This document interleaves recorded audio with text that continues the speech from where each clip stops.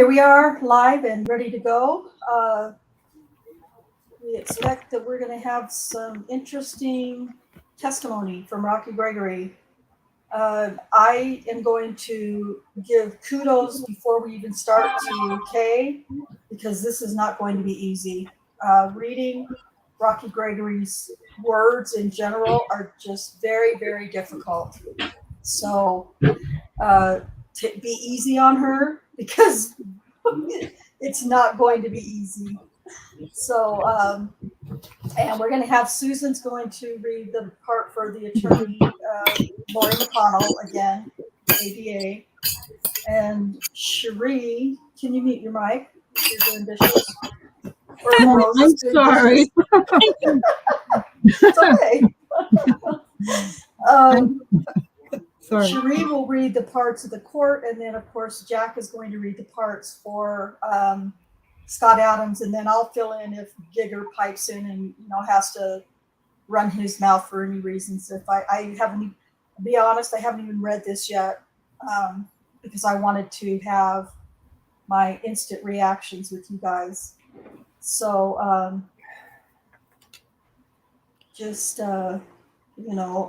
want to have natural reactions. So I have a natural reaction. I don't think Cherie does dishes. You're right. Well, I said or roast. Okay. Yeah, I don't think anybody heard Not that in part, recent, in the last couple of years, I don't do them as much. That's what I heard. Since she's a career woman now. Career woman, yeah. Yep. And her husband, Rose, aka Jim, or Jim, aka Rose, is retired. So, what else is he gonna do? Dishes. Dishes, cooking, laundry, taking care of the pets.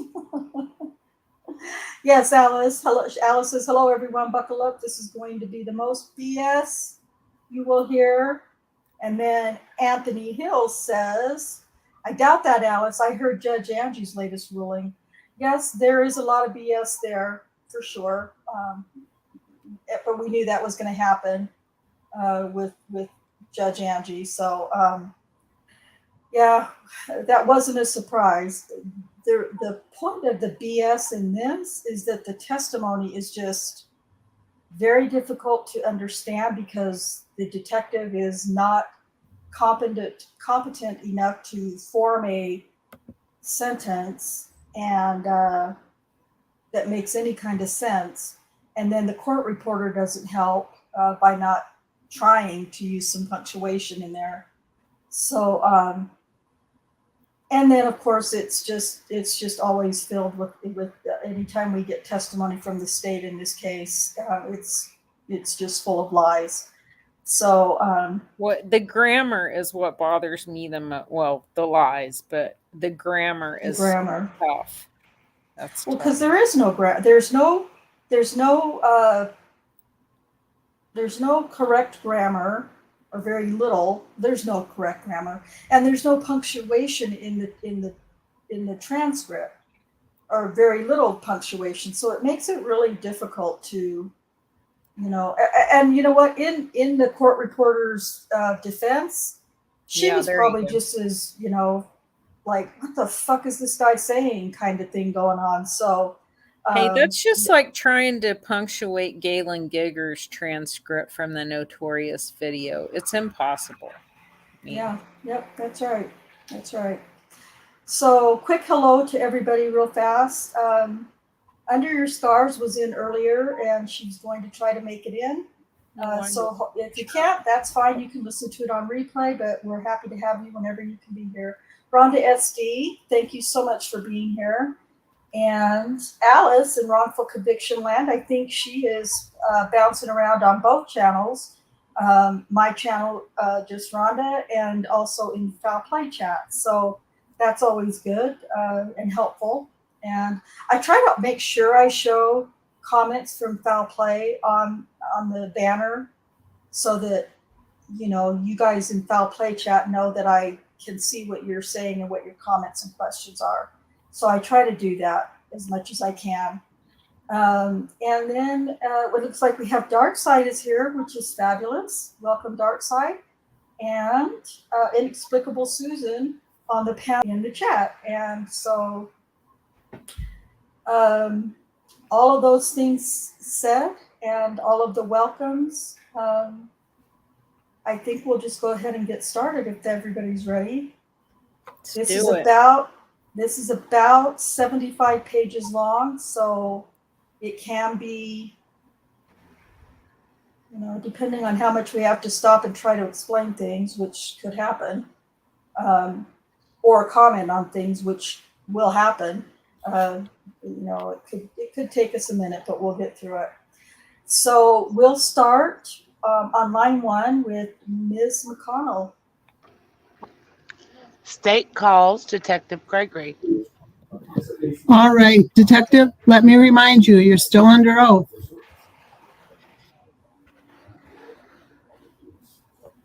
Detective Gregory, tell the jury how you got Carla Raines' name in this case. When we come across this investigation in reference to Officer Holtzclaw, we started going back through Varuna records at first. Detective Davis and I's supervisor, Lieutenant Musney, had started going through that list of female subjects that Officer Holtzclaw had ran during a certain time period. We eventually ended up having to expand that to more victims we got.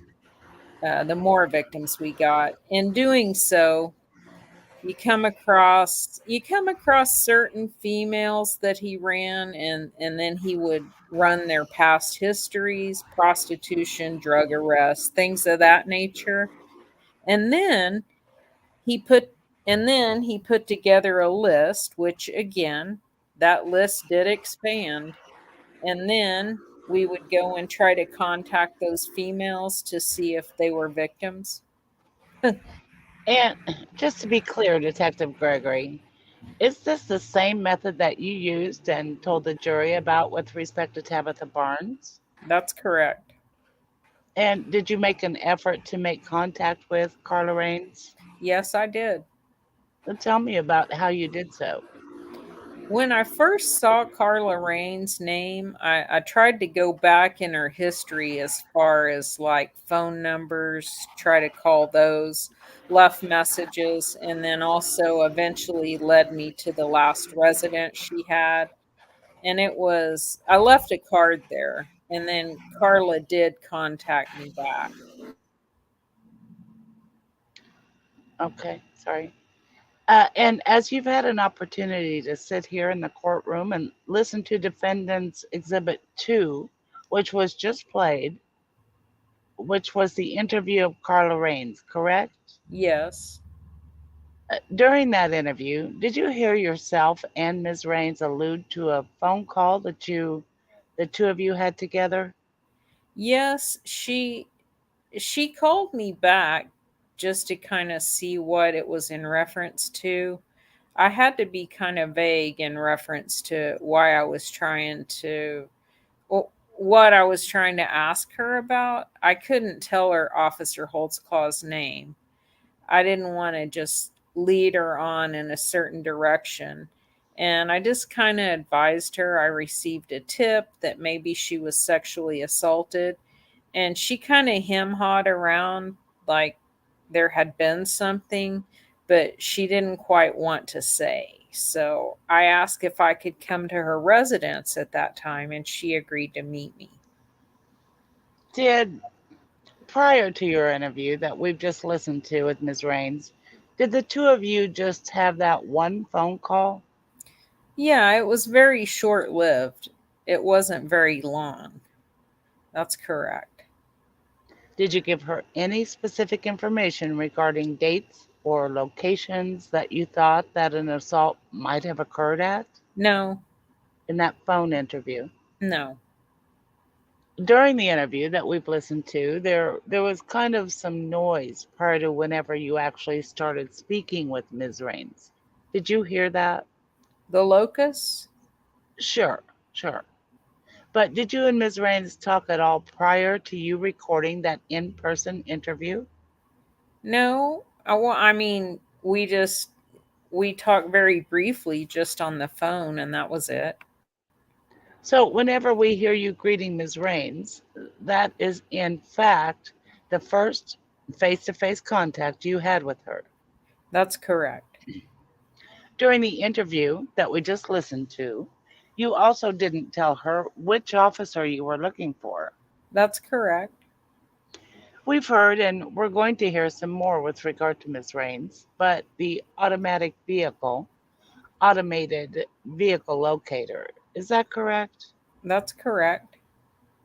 Automated vehicle locator. Did you have any information as to that with regard to Ms. Raines prior to when you interviewed her? No, I did not.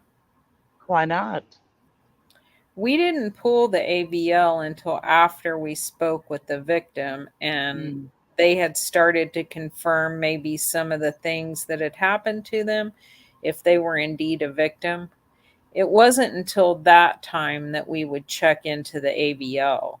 We were only just going off the list and then trying to make contact with the girls to see if they had been assaulted in this manner that we've shown. So during the interview, whenever Ms. Raines tells you about this contact that occurred at Northeast 16th near Fonzell, did you have any information as to whether or not Officer Holtzclaw had even had contact with Ms. Raines at that location? Yes, well, not at that location, no. Are you sure? You know he had contact with her, period. Right. I did not know it was at that specific location at that time before I contacted or spoke with Miss Raines. During the first part of the interview, was Ms. Raines somewhat reluctant to talk to you? Judge, object to the form of the question. Sustained. What was Ms. Raines' demeanor like whenever you first encountered her? Well, she seemed to be extremely nervous. She was talking real fast. I could tell I got the sense that maybe she thought she was in trouble for something. And was that suspicion confirmed as you progressed through the interview with Ms. Raines? Yes. How so? She kind of advised just by kind of talking with me that she did think that she was in trouble. Could have been over the past prostitution thing or just in regards to her past. Where the hell's he get that from? Yeah, I don't know. Coach Allen, Hard to say. I'm hearing a lot of noise. Don't know what that is. And if Is it Yeah, Cherie? I don't sounds know. I like can hear it Cherie. too. Not me this time. Oh. Hmm. Yeah, it's gone. All right, it must be Nope. me Now, then because, yeah, it now it's must be There it back. is. me. It must be It is me. you. It's, all right. I'm not sure why, but I will mute. Thank you. And at first, was Miss Raines talking to you about whether someone had exposed themselves to her before she talked about what had happened with Officer Holtzclaw? I'm sorry? Sure. During the first part of your interview, did Ms. Raines appear to be confused at all by your questions? Yes, I was being so vague. She didn't really know what I was specifically talking about. I was trying to not give her enough information to just pinpoint exactly I was there for Officer Holtzclaw. I was just there for maybe an incident with an officer in general. And in regard to your investigation with regard to Carla Raines, did you acquire certain Oklahoma City Police Department materials from the archives of OCPD to assist you with your investigation? Yes. And, Your Honor, may I approach the witness? You may. Detective Gregory, I'm handing you what is marked as State's Exhibit 189 through 195. If you take a look at those and tell me if you recognize them. Yes, I do. And just briefly, Detective Gregory, how do you recognize these documents? Those are records that we've had Oklahoma City Police Department kept. And this is the AVL records. This is the Crime Information Unit, where from where Carla Raines ran for warrants. This is the CAD call that was made in reference to the traffic stop in question. And this is the Varuna report on Carla being ran by Officer Holtzclaw on July 10th, 2013. And the Varuna list is Officer Holtzclaw running her on March 14th, 2014. This is the lineup in reference to March 14th, showing Officer Holtzclaw was on duty. And this is Officer Holtzclaw's daily activity report, showing where he was out on a subject, Northeast 16th and Kate, on that specific date. Your Honor, I would move to admit States Exhibit 189 through 195. No objection, Your Honor. All right, States Exhibit number 189, 190, 191, 192, 193, 194, 195 will be admitted. May I publish, Your Honor? You may publish. I Detective just want Gregory. to, sorry, Susan. I just want to remind everybody that none of those records or documents that they're showing in those exhibits, none of that is proof or can possibly be proof of any kind of activity, whether it's shaking hands or giving hugs or, slapping or slugging or sexually assaulting. None of that stuff can show that. Nope. All it shows is that he was there. That's it. And what happened on July 10th? They mentioned something on July 10th. He wasn't working then. That was 2013, wasn't it? Oh, Yeah, okay. 2013, yeah. So I just want to remind the viewers of that none of that stuff that they just published can Proves show anything. anything Yeah. physical. Exactly. Especially coming from Rocky and Blinker. Right. And I personally do not believe that they didn't pull any of those records until after the accuser I don't said either. something happened. So, okay, I just wanted to put those reminders in. Carry on. Detective Gregory, I'm showing you States Exhibit 189. Is this the automated vehicle locator for Ms. Raines' encounter with Officer Holtzclaw? Yes. I'm going to zoom in. Well, and maybe I shouldn't have done that so quickly, Detective Gregory. What area are we looking at here? This is Northeast 16th. This street right here? Yes. And then this intersecting street with Northeast 16th. What is that street? I can zoom in so you can get a better... I know that it's in reference to between Fonsel and Kate. I can't remember at this time which one's east and west of that location. And may I approach the witness, Judge? You may. I don't think you can see it because it's in yellow, but I believe you can make out a street name there, Detective Gregory. That's Fonsel Avenue. Okay, so this street that intersects right here is Fonshill? Yes. Okay. Going back to our data points, do you see that on March 14, 2014, that Officer Holtzclaw was at 0 knots per minute at 11:22:26 p.m.? Yes. And again, we see a 0 knots per minute speed at March 14, 2014 at 11:27:27 p.m. Yes. So with our knowledge that there can be a 4-minute and 59-second lag on either side, is it fair to say that Officer Holtzclaw could have been stopped there from anywhere between 5 to 13 minutes before he moved? Yes. Your Honor, I object, and may I approach? Come on up. Judge, I thought I understood the AVL maybe it's just a math problem, but I'm not doing very good with that right now, but I'm just trying to figure out how we got to 13. I think they said that the testimony was it can go up to 4 minutes and 59 seconds before it clicks over to the next one. That's my understanding as well, Judge. But it shows he's moving. Okay, I can't even see that, so I don't know. Oh, And great. Judge, just to be clear, it shows him at 2 points at 0 speeds. And those 2 minutes are about 5 minutes apart. So on either side of those 2 data points, that's how I got to the number 13.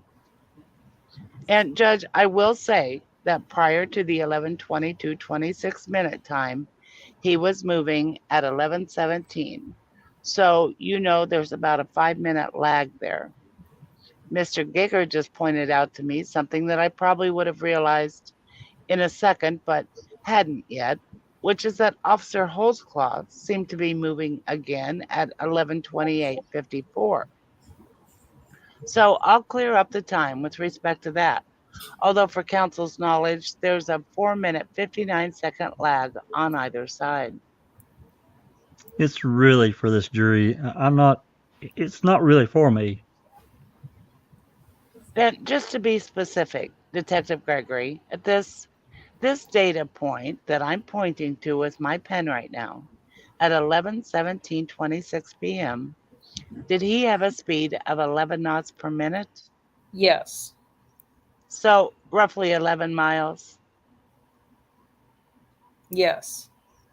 Okay. And our next data point is the 11:22:26 p.m. Where we know that he stopped because he has a 0 speed. Yes. So we don't know whether he was stopped, what time he stopped between 11:17:26 point and the 11:22:26 point. Yes. Okay. Then I think Yes, I we don't mentioned, know. Is that what he yeah, means? Yes, we don't know. That's weird. Okay. yeah, Yeah. yeah. Okay. Then I think I mentioned to you, Detective Gregory, or you just testified that at 11:27:27 p.m., he also was at 0 speed right here. That's correct. But we know that he's moving again in this direction. I guess that would be west. Is that correct? Yes. Detective Gregory, at 11:28:54 p.m. That's correct. So we know that he was moving at 11:17:26 and 11:28:54 from this exhibit. Yes, he was moving. Okay, so that leaves about anywhere from a 5-minute to 12-minute period of time where we're unsure. Is that correct, Detective? Yes. May I have a brief moment, Your Honor? Yes. Moving to State's Exhibit 190, is this a CIU log? Yes, it is. Okay, where you check for warrants? Yes. And showing you the date, was this the CIU log generated on March 14 of 2014? Yes. The same time that the stop that we previously looked at on the automated vehicle locator record? That's correct. And do you see that Carla Raines was ran on March 14th of 2014? Yes. And Charlie 45, the unit running her, is that Officer Holtzclaw's number back in March 14 of 2014? Yes. And if we go to the disposition, was she clear for any type of warrants at that time? Yes, she was. Looking at State's Exhibit 191, Detective, is that the incident detail report or the CAD call report, as we've heard? Yes. Is it for a call that happened on March 14, 2014 around, would that be 11:19:42 p.m.? Yes. Okay, and what location does it show? Northeast 16th Street, North Kate Avenue. Okay, and just to be clear for the jury, Detective Gregory, earlier you told me that this intersection that we were looking at was 16th and Fonsil. Would the street on the other side that's not depicted be Kate? Yes. The the street west of Fonsel? Yes. And on State's Exhibit 191, do we see that the personnel assigned was 1782, Daniel Holtzclaw? Yes. And moving down, he closed out the call at 23:28:54. Yes, a dispatcher did. So if the call started at 23:19 and then went to 23:28, it was about 9 minutes. I guess that would be, is my math correct, Detective Gregory? It's correct. Like he can Oh, do math. So yeah. Okay. And similar, as we've heard you testify earlier this morning, Detective Gregory, this Kristen Powell, is that the dispatcher assigned to this call? Yes. And she would have been the one to close it out versus Officer Holtzclaw pressing a number on his computer. Yes. I'm showing you State's Exhibit 192. If I can get down there without giving you motion sickness, is this a Varuna sheet? Yes, it is. And this is the system where an officer can check someone's prior reports or contacts that they've had with Oklahoma City Police Department specifically. That's correct. And was Carla Raines ran on this Varuna sheet? Yes. Specifically on July 10th of 2013 Yes. by Daniel Holtzclaw. That's correct. Now, July 10th, 2013 is not the date that we've been talking about so far, correct, Detective Gregory? That's correct. I hear a baby crying. So Um, do yeah, I think I. she. Yeah, it's my granddaughter. I think she fell. Sorry. Oh, aw, oh, poor baby. Hey, while we had this little break, now during the trial, it's been testified to, and we might not have had any trial testimony yet to show you guys this, but they claim that they only investigated Daniel's records for 6 months back. Clearly, this was about 11 months back that they went to get this record from July 10th of 2013. And there are some reports where they went back even further than July of 2013. So the fact that they're bringing this up during the trial testimony with this accuser is interesting to me. Hey, so for everyone in the chat, did you guys all follow the explanation of the AVL? Were you guys on up to speed with what she was trying to say? Or if you had been a juror, would you be confused? Raise his hand. Pick me. Pick me. yeah, if you would have been confused as a juror, put a one in the chats. it didn't make sense to me. It still None doesn't. None whatsoever. I don't understand it, and I understand how it works. So Yeah, well, and not only that, but they're making a big deal about they were stopped for about 13 minutes. Well, that's about the length of time of an average stop for any Right, reason. So right. big deal, big fucking deal. 13 minutes. Okay. All right, go ahead. Okay, let's see. Is that line 18? I think 18. Yeah. Yeah. Did you look during your investigation at times that Officer Holtzclaw may have come in contact with victims other than maybe the incident that they've had divulged to you? yes. Now, Rhonda, I'll just say this is where they came up with, the 2013. Once they found him interacting with them, I guess they probably looked back on all of their interactions Yeah. with police. What do you think? I think we do have information that they went back, uh, what was it, 13 or 15 months? Yeah. They did eventually say that. But they I never, think correct me if I'm wrong, but they never provided proof as to when they actually pulled the AVLs, right? no, no, no. No proof. I No. mean, Adams sent a letter to um, Giger asking for the specific times when the AVL records were pulled. And Kim comes back into court the next day with a report, police report supplemental that she's done.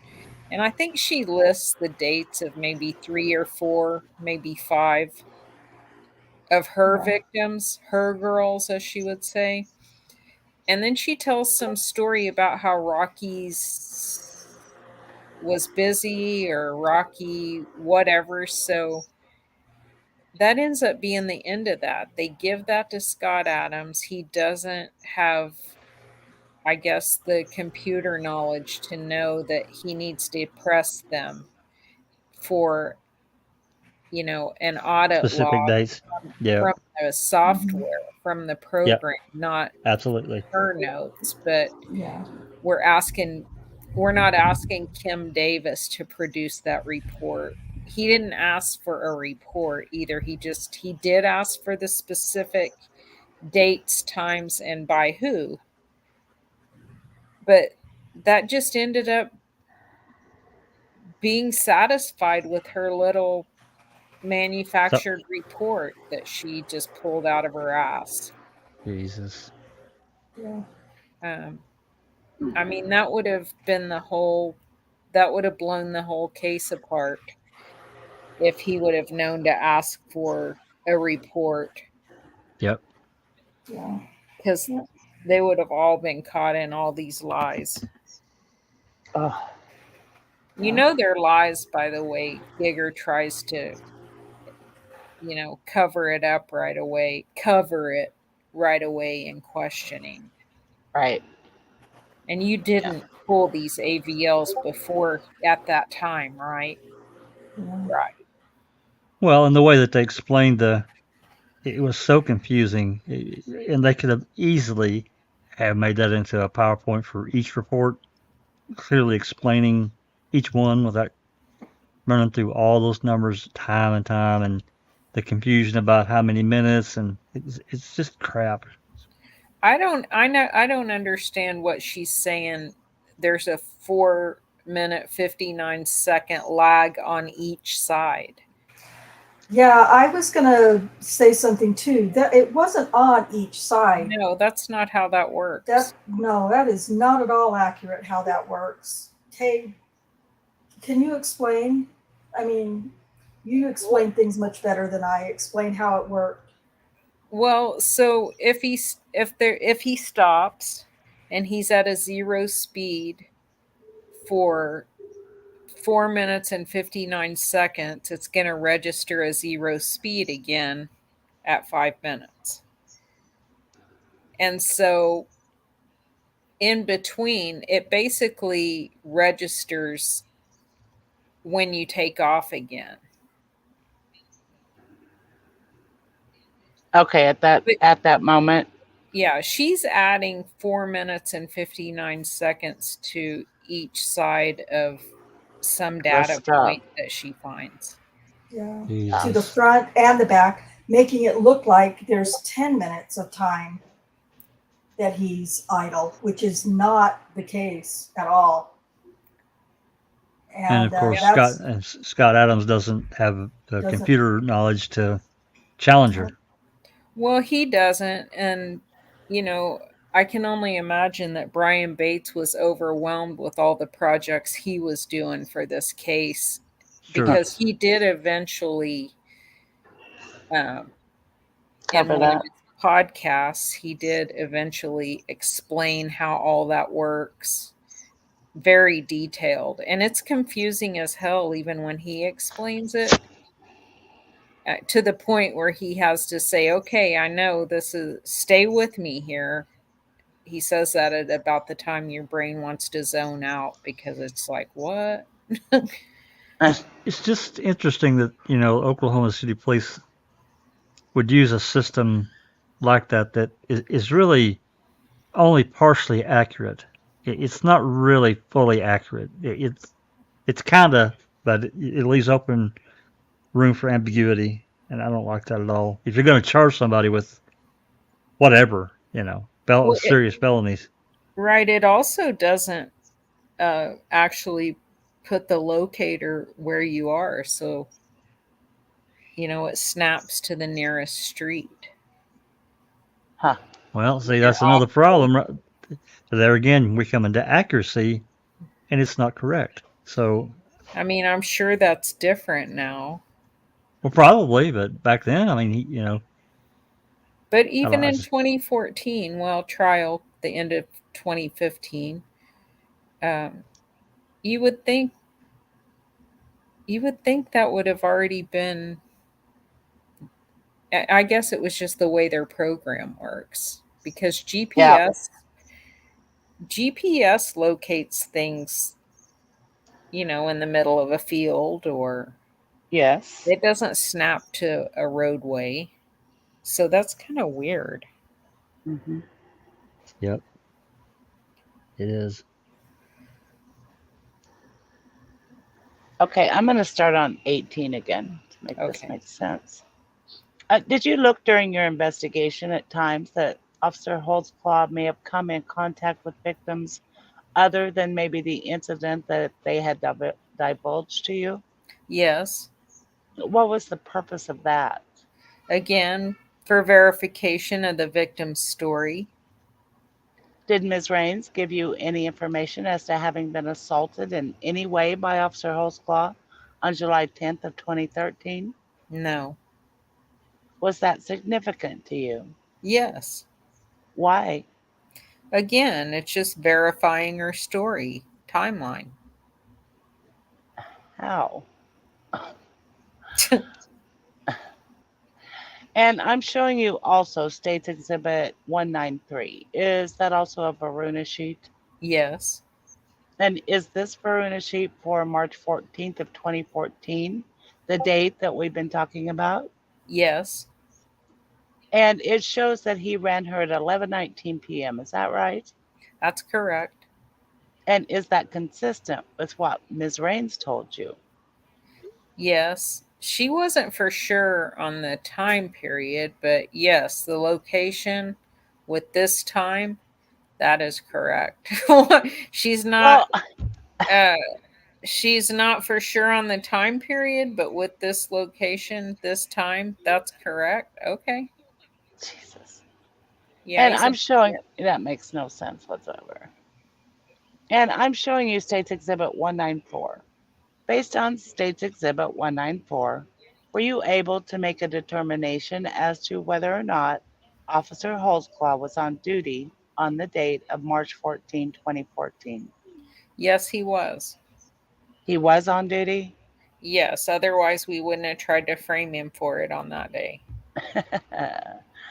And looking at States Exhibit 195, I'll zoom out for a moment to get your bearings. Is that a daily activity sheet Yes, it is. specifically for March 14th, 2014? Yes. And here on line 8, do you see where Officer Holtzclaw has reported his contact at Northeast 16th and Kate Yes. from about 23:20 to 23:30, correct? I can't see the times. Okay, from about 23:20 to 23:30. Yes.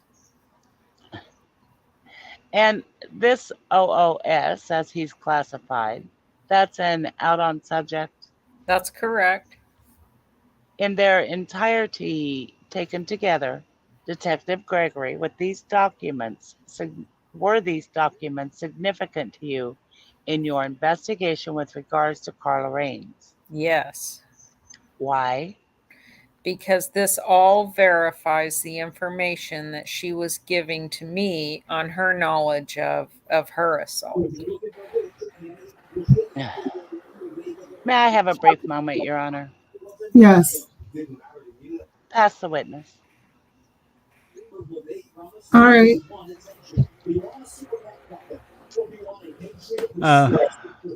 What am I needed? No, you're on. Okay. All right. Line 5. Detective Gregory, you would agree with me that you're trained not only as a detective but as a police officer with regards to writing reports. Yes. And it's very important to be truthful and accurate, but to give both sides of the story that you are hearing from an individual witness, correct? Yes. And you know that eventually what happens is those reports are turned over to members of the accused or the other side that you're on, and they rely upon those for their truthfulness and accuracy, correct? Yes. Whenever you had an opportunity to talk to Ms. Raines, you had a phone conversation with her that was not recorded. Is that a fair statement? That's correct. And then the second conversation, which has been admitted into evidence, is the audio conversation you had at her mother's house with Miss Raines, correct? That's correct. You would agree that you dictated a report that it was signed off by your supervisor in this case. You dictated a report approximately on the 15th day of August of 2014, correct? That sounds right. And it was approved by your supervisor. Is that Lieutenant Munsey? Musney? Yes. Would you agree with me that nowhere in that report is there any mention of you asking her whether or not she had been required to expose herself to a member of the Oklahoma City Police Department, and she told you no? That's correct. Okay. And you said that whenever you started this interview, you tried to be vague with her so that she wouldn't know what you were talking about, right? Or correct? Tried to. What is, and you said that it didn't appear that she knew what you were talking about. What is vague about, quote, have you been required to expose yourself to an officer here in Oklahoma City, end quote? What What is vague about that someone would not understand? That question wasn't. No. And then you went on and asked her on more than one occasion whether or not basically anything inappropriate had happened, and she continually tells you no. She did tell me no in the beginning. She also let me know, as you heard, that she couldn't talk in front of her mother. She didn't want her knowing.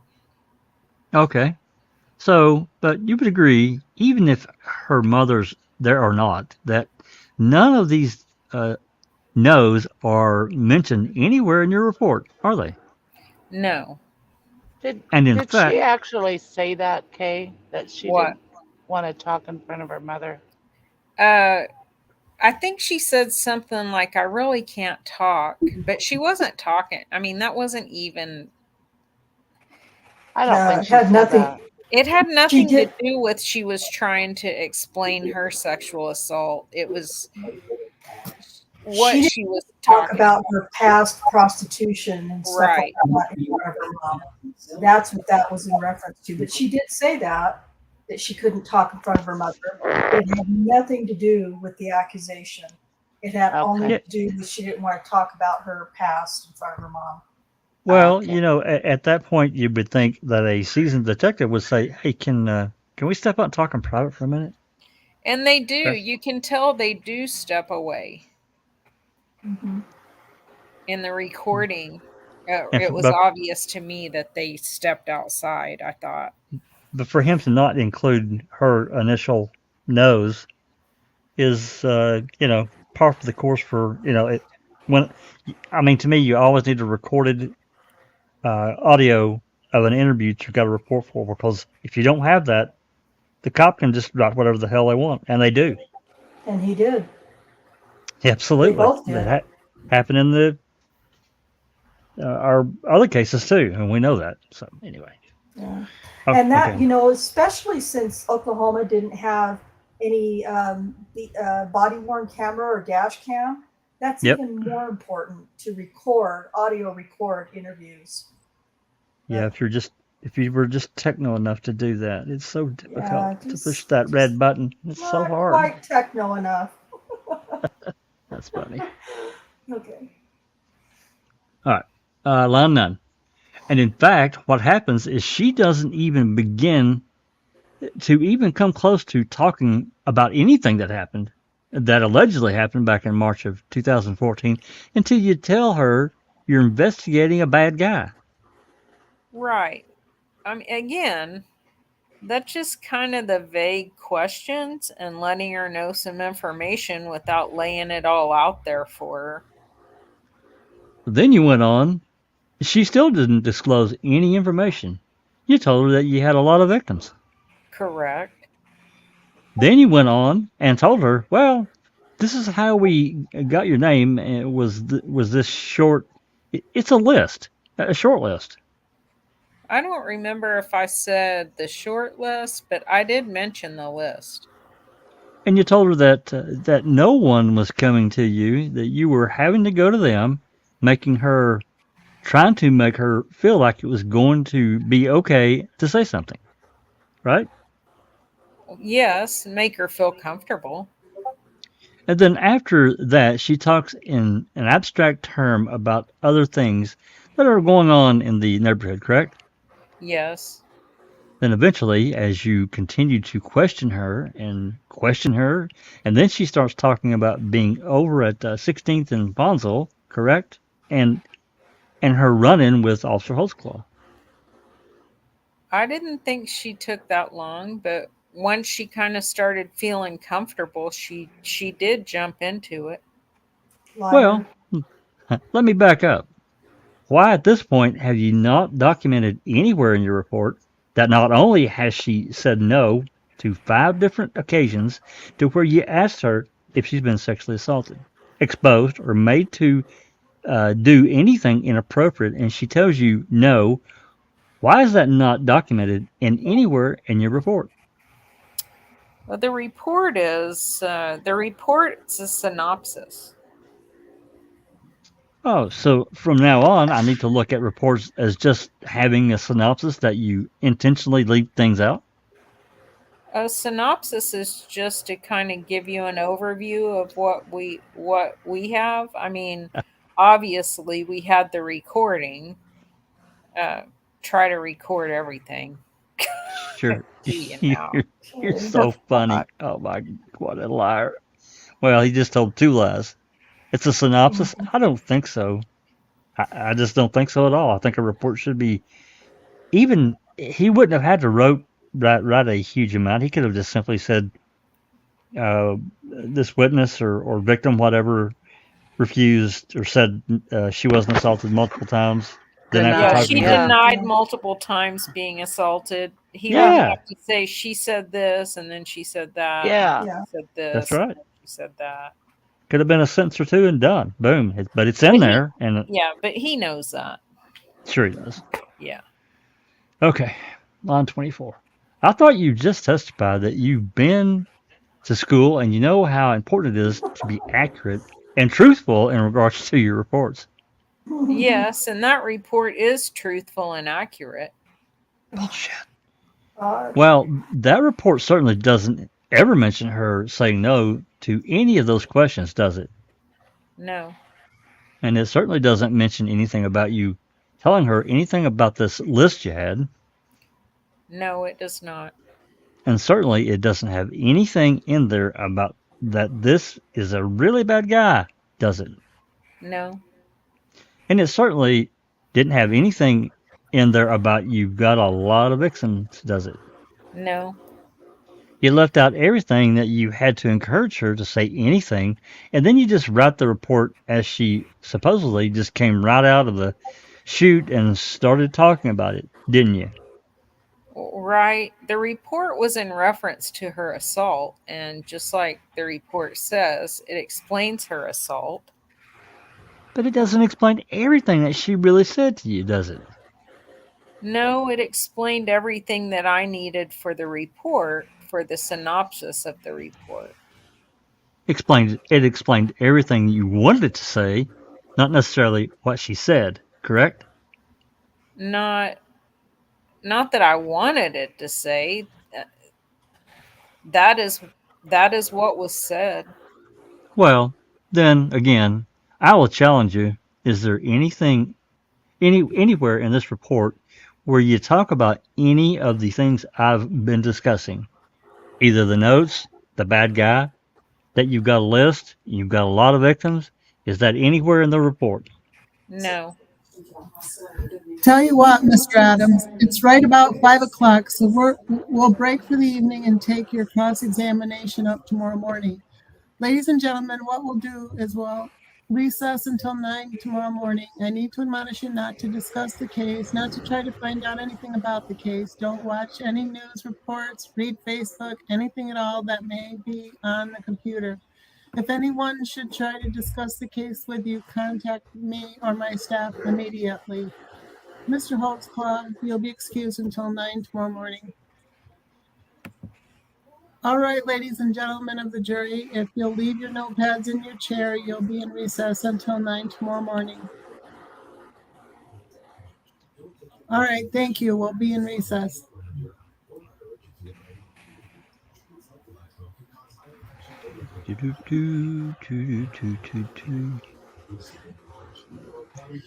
All right, good morning, ladies and gentlemen. Let the record reflect all members of the jury are present. Counsel for the state, counsel for the defendant is present. Detective Gregory, if you will retake the stand. Your Honor, I have no more questions of the Detective Gregory at this time. All right, is there any redirect? Yes, Your Honor. All right, Detective Gregory, go ahead and retake the stand. Let me remind you, sir, that you're still under oath. Yes, sir. Detective Gregory, yesterday Mr. Adams had questioned you as to whether you would put the part where Carla Raines had initially denied that anything had happened in your report. Do you remember that line of questioning? That's correct. Why did you not put that in your report, sir? Well, again, our reports are a synopsis.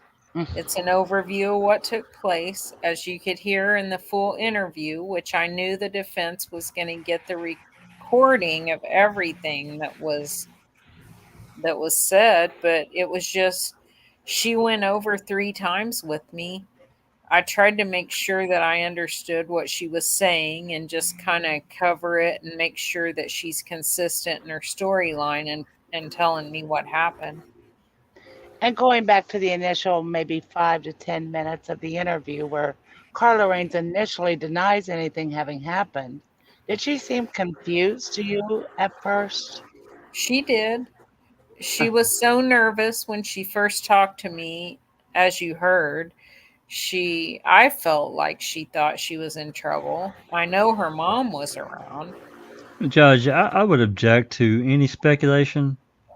All right, sustained. During the interview, during once again that first 5 to 10-minute portion, did Ms. Raines even start to talk about whether an officer had exposed himself to her? Yes, she did. And did that indicate that she was confused about your question? She was really confused.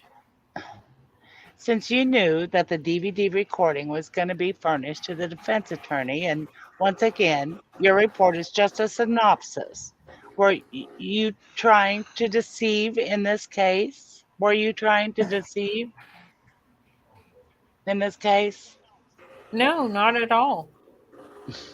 It was also specifically mentioned by Mr. Adams that you didn't put in your report about talking to Carla Raines about the list of women's names that you've talked to the jury about today and yesterday. That's correct. Why did you not mention this list in your report whenever you detailed your interview with Carla Raines? My supervisor did that part of the report. He's the Oh one who my came up God. with the list, so he's the one who provided the report. What? What's he saying there? What? Supervisor did that part of the report. Why That would part of why? his report? Yeah, that's what he's Yeah. saying. That would be Wait, Musney, right? Mhm, in yep. Musney's Deposition, didn't they ask him if he did any of the reports and he said no? He said no. All he did was approve them. All he did was approve them and make grammatical and spelling error checks. Well, he Freaking missed people, a few man. things. That makes some sense. Yeah. So, information about this list and how it was furnished was also summarized in a police report that was given to the state and presumably to defense counsel. Yes, yes.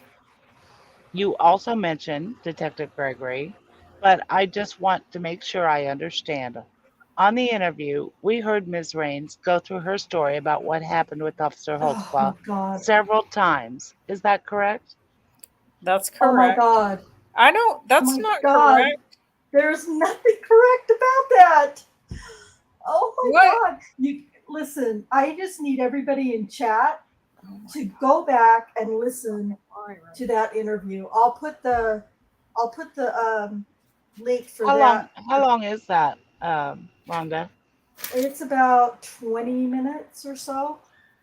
I'm Let just me going see to if tell I you can- at some point, we really should listen to that in connection with this, what we're reading right now, because it's I was going to important. say, let's listen to it right now. Okay, let me find it. I mean, we're at the top of page, whatever this is, 33, or I'm sorry, 31. Let me see if I can find it real quick. Cherie, are you looking as well? Because Cherie and Katnit are usually a lot quicker at this than I am. I am looking, yeah. Okay. We're going to go back to the one that we did 11 months ago. Well, I Okay, was I looking. found it. Did you? Okay. Yeah, You found it? yeah. Okay. Let me just listen here real quick.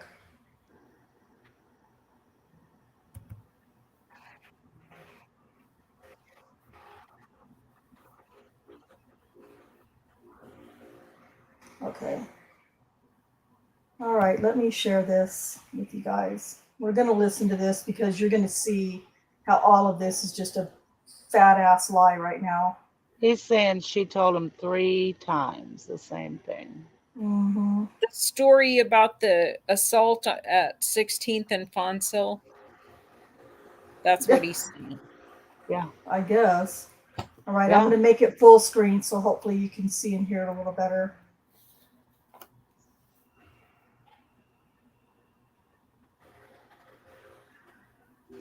According to Detective Gregory's official investigative report, quote, on 8/15/14, I met with Carla at her residence in the 1300 block of Northeast 18th. I had been trying to contact Carla through phone calls and by going by her residence leaving my card. Carla contacted me on this date and advised she would speak with me. I advised Carla I had a possible tip that maybe she was the victim of a sexual assault. I was given her name through Lieutenant Musney on a list of possible victims. See supplemental. She advised she would speak with me in person. End quote. Now, I want you to pay very close attention to this next quote. It's literally the second paragraph of Detective Gregory's report. Quote, Carla advised that she was stopped by an officer who made her expose her breasts. He did not touch her inappropriately, but made her expose herself to him. I asked Carla to explain. End quote. Seems simple enough, doesn't it?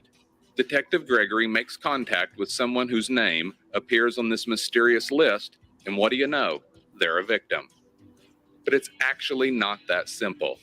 To hear or read Detective Gregory's report, it definitely sounds like he simply knocked on the door and the interviewee just came right out and shared how she had been victimized. I'm going to play for you now the actual recording of that interview. Before today, this interview has never been played in its entirety for the public other than at the jury trial. I want you to decide for yourself if Detective Gregory's report is a fair or biased portrayal of his interview with Carla Raines. In particular, when does she get around to claiming she's a victim? How many times does she deny being a victim of any officer? And does it seem like Detective Gregory is leading or coaxing her to say exactly what he wants? Have a listen for yourself.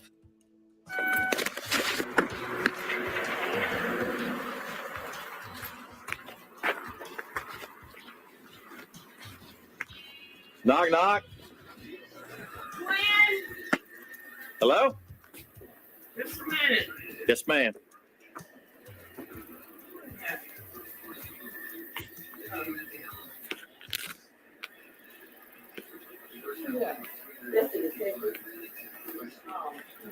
Okay, put my belt on and get my ID and stuff out. Oh, you're fine. How you doing, Carl? I'm doing fine. I'm Detective Gregory. You have a seat. All right. Well, I didn't think I was kind of being clear about what I was asking. That's the reason I wanted to meet you face to face. Yeah, because I mean, I ain't, like I said, I cleaned my life up, so I haven't been out on those streets. I've had just. Sorry, I was muted. I just wanted to say that's a little catch right there when he says, I didn't think I was being clear. So that's why I wanted to meet About face to face. what I wanted you to say. Yeah, pretty Basically. much. Yeah, Yeah. pretty much. Yeah, I'm just going to take it back just a little titch so you can, now that you have that context, you can catch it. I was asking. That's the reason I wanted to meet you face to face. Yeah, because I mean, I ain't, like I said, I cleaned my life up, so I haven't been out on those streets. I've had just since my ID and everything. But I was telling you that I had lost my ID, but this is my current address, this address. But my last ID, see, I was supposed to call and report it, I forgot it, because that's what happened to me before, because I ain't had no warrants or nothing. I didn't want nobody to try to use my name and end up, and we done got stopped and they taking me to jail for robbing a bank or something. So you're wanting your ID back? Is that... No. I lost my ID. I was just. Oh, you lost it? Yeah, this is a new one, and I lost my old one. It's okay. Okay. So Rocky his mind can't focus on anything except how he's going to twist somebody's story. And so when he thinks that all she's wanting to talk to him about is getting her ID back, he's like, well, wait a minute. That's not what I'm here to talk about. I'm here to talk about your accuser and tell you what you need to say. Because he can't. That's right. His mind doesn't. He does that with Terry Morris on July 10th when he takes her from the jail to supposedly go show him the route that Daniel took her on, and he's just like, yeah, I know. But this thing that I want to tell you about, this is what we're here to talk about. There's not much any other room for conversation in general with him. He could care less. Yeah. Everything she just said. Yep. That's right. I could just see him like with his, his hands motioning, blah, blah, blah, blah, blah. Oh, all you want is your ID back? Yeah. That's just how he thinks. Okay. Just in the past year, or we could say 2, but I'm going to back that up because I want to make sure that you hear how this literally starts out. This recording literally starts out, and I'll shut up.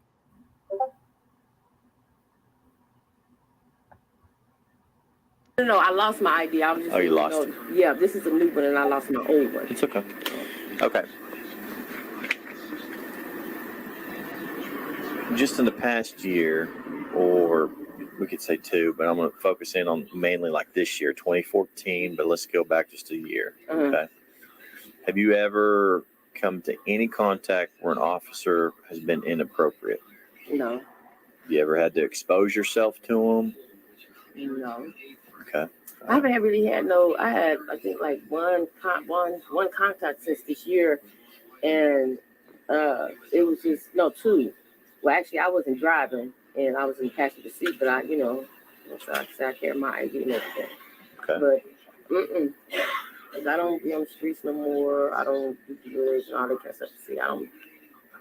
But you wasn't asked to, if you had any drugs on you, anything like that, and you had to expose myself. I mean, an officer Was it this year? Hi. Oh, that's my mother. How you doing? Yes, ma'am. I think I am. Sometimes I pretend to be. No. I haven't had. How did you get my name anyway on something like this? Well, this is the deal. We got several victims. Mm-hmm. Okay. And so we're trying to go back on this guy. And he's a pretty bad guy. Was he addressing himself as an officer or? Oh, you got some prostitution cops in Oklahoma. Do what? Oklahoma. All these white folks is crazy. Good. As far as, because I haven't really been on the streets and stuff that much. So, but I mean, I know what you're talking about. I just can't really talk in front of her, but I know what you're talking about as far as, but I haven't, what was he, what you mean, expose himself as far as like ask for prostitution or, Not even necessarily for prostitutes, but he tries to, he's having women do different things. oh, thinking they gonna go to jail if they do a favor for him, he would. There you go. Okay, I know what you're talking about. Within the past year, I really can't really recall. And how I come across your name is that anybody with like anybody he's been running. Okay. Now we kind of came up with a list. Oh, okay. Okay. So it's been in the only area. The problem is I've been in this area. See, this is the only one I even got the prosecution. This is the only area that I was in, and I guess like about 3 or 4 months because I had went to detox when they first started open because I used to be right down the street. But then from 20th, I was down to maybe 17th within this area. That was the area that I was. That's the area, the main area that I was in prostitution.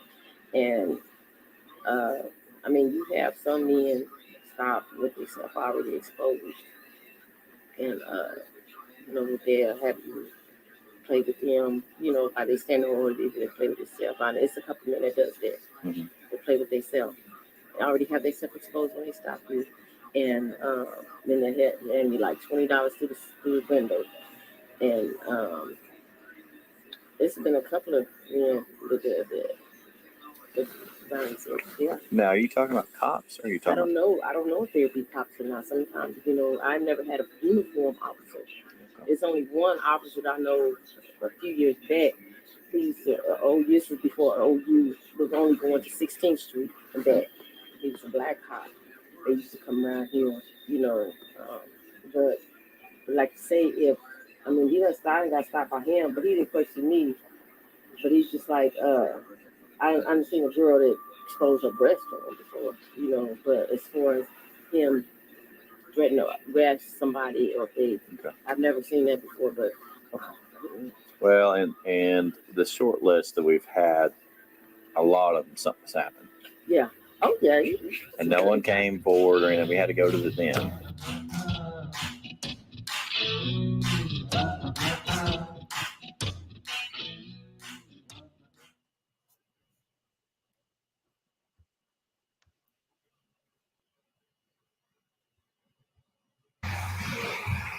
Okay, let me stop that. Okay.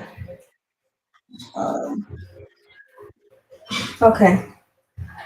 So that is that's the extent of that part of the interview that is really, really important for you guys to have the good context for. If anybody heard her say that she was sexually assaulted by an officer, personally, I'd like you to go back, find the timestamp, and show me where that was because it didn't happen. Did he shut the recorder off right then?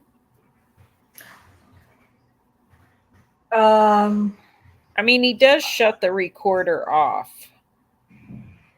before he's finished talking to her, I believe. Yes, he did, because he says that after the recording was over, it's in Bates Investigates thing. So I'm trying to think of what episode it's in. If he shut it off and then restarted it, that's a problem. That's a real problem. No, he didn't shut it. He didn't restart it. Once it was done, once he turned it off, then Episode 15 and 16. okay, I'll grab Where's those in the where's podcast. where's the part that she comes around and says yes she was assaulted? Yeah, it's not there. It No. doesn't exist. Yeah. Well, there you go. And So he I'm said gonna she put- said To what it he three, just testifies to. Exactly. he says she said it told him the story 3 times, and that's not recorded. That's not recorded. Oh, for fuck's sake! God. Didn't he say, didn't they just hear that? How do you word that? Let's see. The recorder must have malfunctioned. You know, stuff happens. Yeah. Yeah. If you're not real techno, then that can happen. Yeah, it's It yeah, says that on the interview, we heard Ms. Raines go through her story about what happened with Holtzclaw several times. Yeah, that's a lie. it's Is that correct? absolutely. That's correct. It's incorrect. Yeah. Wow. So I mean, that's just one example of how they lied, just in this particular accuser. But they just played this for the jury, right? I guess they realize that the jury's really confused, and they can just Probably. keep confusing them. I guess. Here, No let's doubt. explain a 4-minute, 59-second lag on both sides and not explain how this math adds up to 13 minutes. Let's tell them what they just heard that they didn't really hear. Yeah. And they'll think, oh, I wasn't listening properly. Wow. Yeah. And it's so blatant. It's so disgusting. So I just put in the chat. I'll put it in the. I just put it in the chat for my channel. I'll copy and paste it and put it in the foul play chat, so that you can listen to at least the first part of the Bates Investigates episode. But in part 16, it continues, Brian Bates continues with it. So I would recommend following from 15 going to part 16 as well. Okay. Anyway, so yeah, they just, it was all a big lie. And it just, it just seems to have gone over the jury's heads, evidently. So Yep, that's what I'm hearing too. Same thing. I hope there's a recross about that. we'll have to see. I haven't read it, so like I said, it's just this is all fresh to me too. So, but I know a lie when I fucking hear it. No doubt. I know a lie, so All right, let's move on. get that Let's back do it. on there.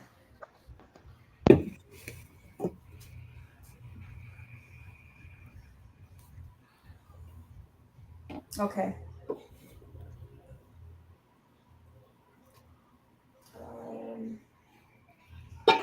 So let's start on line 2. Yep.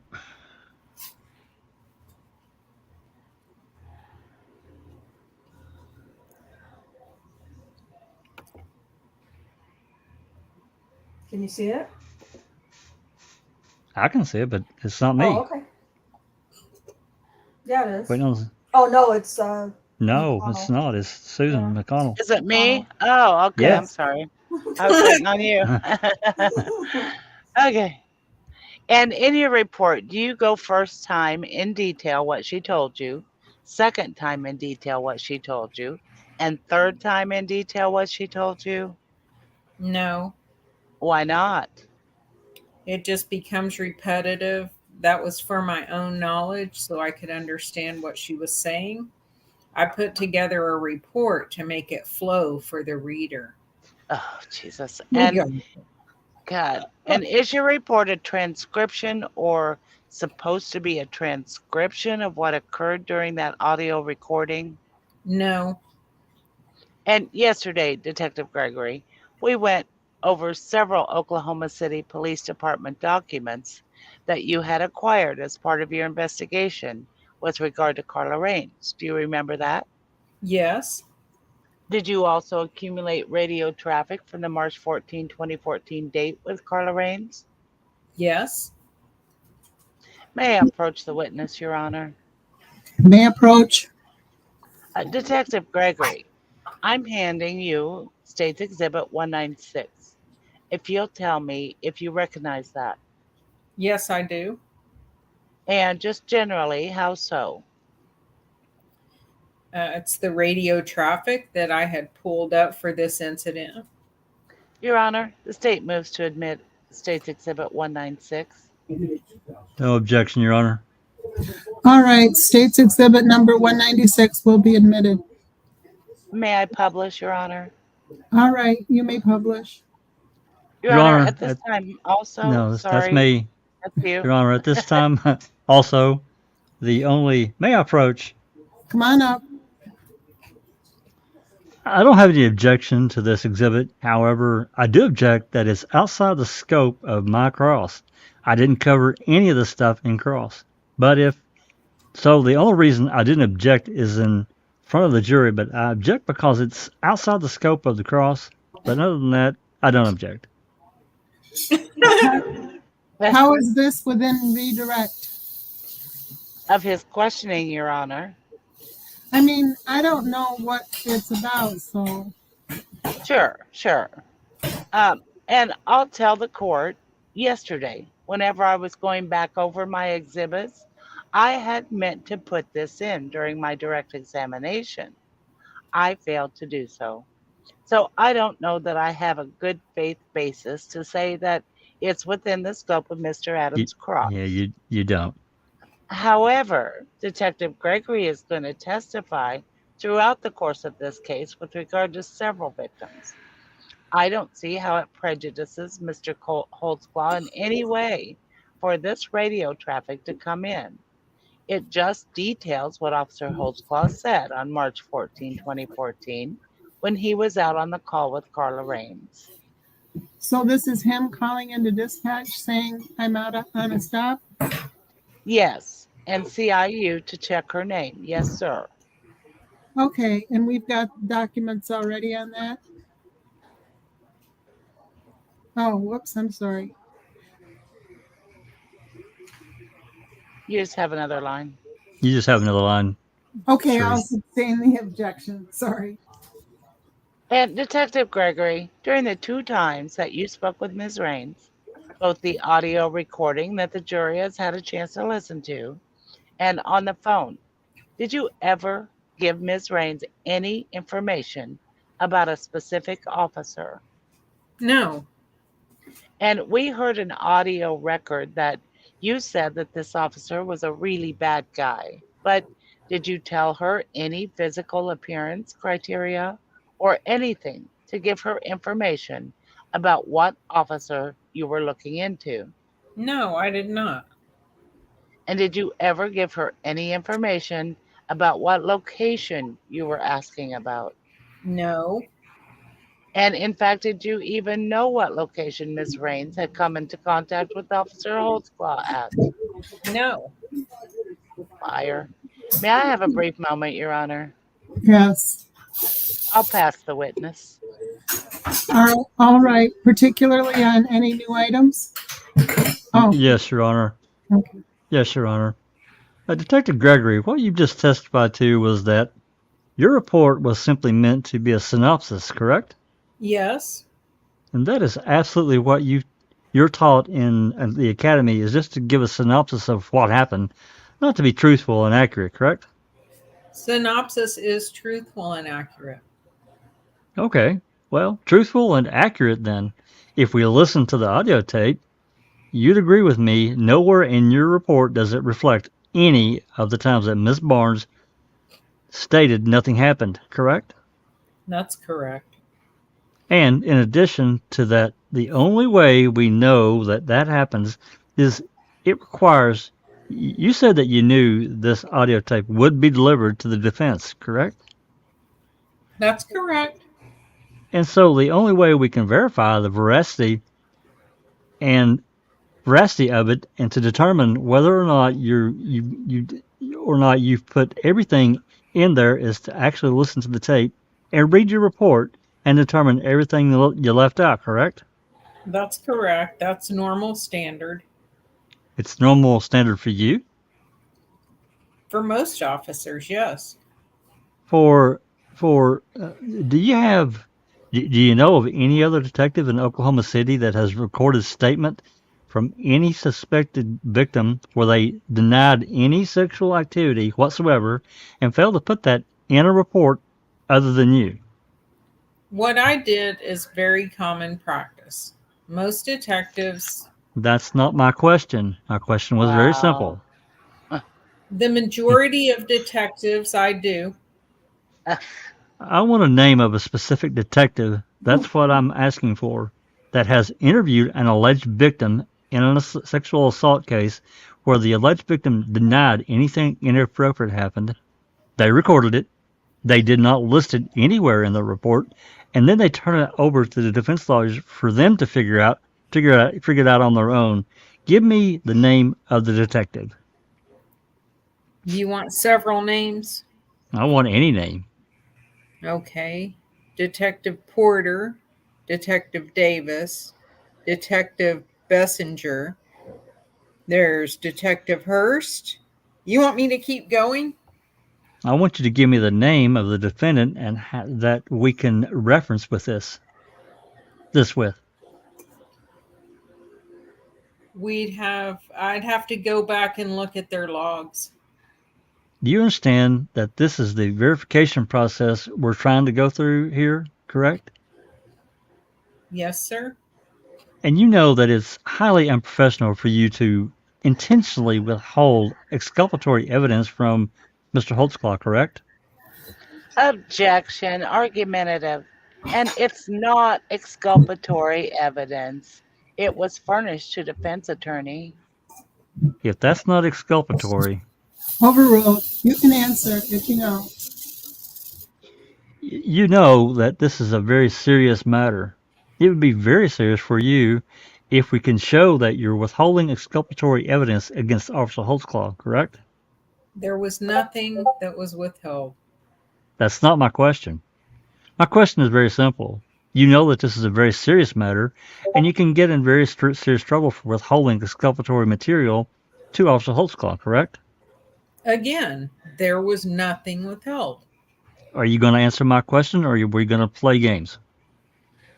Would you agree with me that you can get into a lot of trouble for intentionally withholding exculpatory evidence from Mr. Holtzclaw?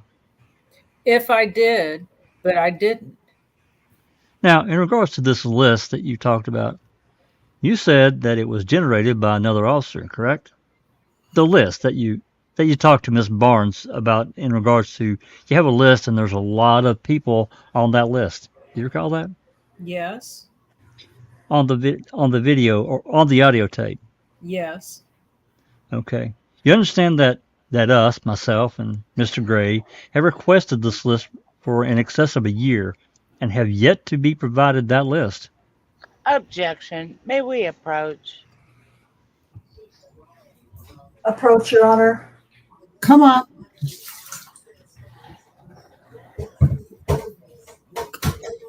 Bigger.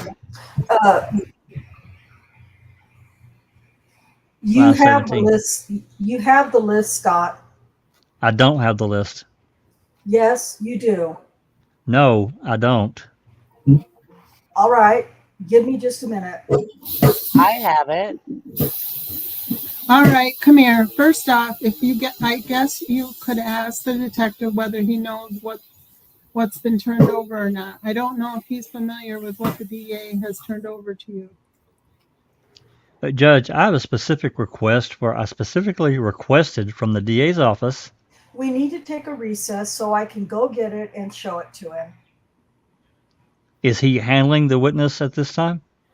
I handle it when you accuse me of discovery violation. I sure do. It is what it is. I've requested it several times. And Judge, actually, Hang on. I've just found, I've just found, I've just located the discovery receipt on March 3rd of 2015, signed by, I believe, this is Mr. Gray. It references several items that were given over to the defense.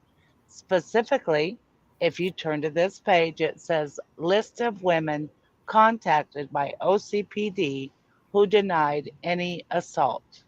That's not the There's list. another That's list as not well, what Your it. Honor. Oh, sorry, go ahead. Yeah. Go ahead and complete your thought, Susan. You did one. That's not what he is asking for. Yeah. No. Yeah, exactly. There's another list as well, Your Honor, that's included in the discovery of every person that this defendant ran in Varuna, and that list I can get for him. Well, It's in the discovery, I think, twice. the issue right now isn't really whether this detective turned over a list to the defense. The question is whether he made a list and made it available to the DA. So I'll allow questioning about that, and we'll go into this list of whether it was turned over by the DA's office. For the record, we were told that Detective Geely had created this list when they contacted a number of people and they had denied a sexual assault had occurred. However, when we were asked for that list, we were told that it was lost and they could not find it. The discovery numbers are 178 through 197. It is the entire Varuna activity that was created between December and June of 2014. It's the list that is referred to in Officer Musney's report and is the list that they were going off of. There are women on this list who were contacted and said they were assaulted. There are women on this list who were contacted and said they were not assaulted. And there are women on this list who would not return contact. Judge, that is the Varuna list. Mm-hmm. That's the list that was created, Mr. Adams. No, it's not. Judge, I have specifically, and I have them in writing, and I'll provide them to the court where I specifically not only asked them to preserve a list of people that they had contacted where they had denied anything occurred. I specifically requested that. Secondly, we asked for a list of all the women who were contacted in regards to this investigation, and we were told that Detective Geely had compiled such a list. Detective who? Geely, J-E, we have it. I can, it's all in writing. We got it. A list, excuse me. A list of no's was produced, and it's documented in the discovery receipt dated March 3, 2015, signed by counsel. The other list that was produced by Detective Musney, which is the list that Mr. Gregory just testified to, it's also a list that contained in reports written by Musney. That same report appears in, I think, at least 3 or 4 of the individual cases. That is the list that was compiled. That's the ones they operated on, and that's the ones they worked on. Judge, they said specifically that they created a list of women who had a prostitution and drug arrest, and the court certainly recalls that yesterday. I have number 2 on this list. He's provided me as a man. This is not the list that we're talking about. This is a Varuna run. I'm asking for the list of the individuals that they've identified as victims from which they have never provided to us. I've asked for it repeatedly. All right. First thing is there a list of women that the police department believed to be victims? Is there a list of that? The 2 lists that I'm aware of, Judge, are the 2 that Mr. Giger has just identified. The Varuna history, and specifically the women who were contacted, which also defense attorneys been provided with that denied any inappropriate contact with Officer Holtzclaw. And that has all been provided. And we challenge them to provide a list that she just mentioned because we've never seen it. So this is a list of just everybody Holtzclaw has run. On Verona. Verona list from December 13 to June 4th, 2014. Correct. And So that's really not a list of people identified as victims. Correct. This is the history of everyone that he ran, which is identified women. There's also another list that was furnished. It's back in our office, Judge, just because there's so much discovery in this case, but it's miscellaneous items, numbers 6 through 7, which is a list of women contacted by OCPD who denied any assault by the defendant. Have you seen a list? Oh my God. no, Of women that absolutely not. Are you denying you have the list? That's not what we're talking about. Mr. Giger, pages 307. There's hundreds. Every person this defendant ever ran through CIU and has also been provided in discovery. That's the two lists that Detective Musney talks about. Contacted Unit 800, and we gave an entire list of every person ran through CIU. I've got discovery numbers for it and a receipt for it. It's every person he ever ran. That's the first thing Officer Detective Musney says. The second thing he says is that every person that he ran through Verona, those are the two lists. He's had them for months and No. months and months, and they're right here. And this is the list. Okay, I challenge the record. He's holding it in his hand. Show us where the list is. There's in case number 14-049050, number 48 is a list of individuals that were run through CIU compiled. It's discovery pages 307, 308, and 309. The hard documents that support that are then incorporated in. There's also, I apologize, there's also page 311, 312, 313, 314, 315, 316. And then the CIU log starts on page 200 and goes through page 300. And it's every log sheet that contains anybody he ever ran. Those are the lists that were created. He's had them for months. Okay, Judge, he specifically testified, and I specifically asked on numerous occasions. They said that they had, and he testified to this, compiled a list of women that they suspected were, and they testified that they also have reports that they made a list of women that needed to be contacted, either had prostitution-related arrest or drug arrest. That's the list that they allegedly went off to contact all these women.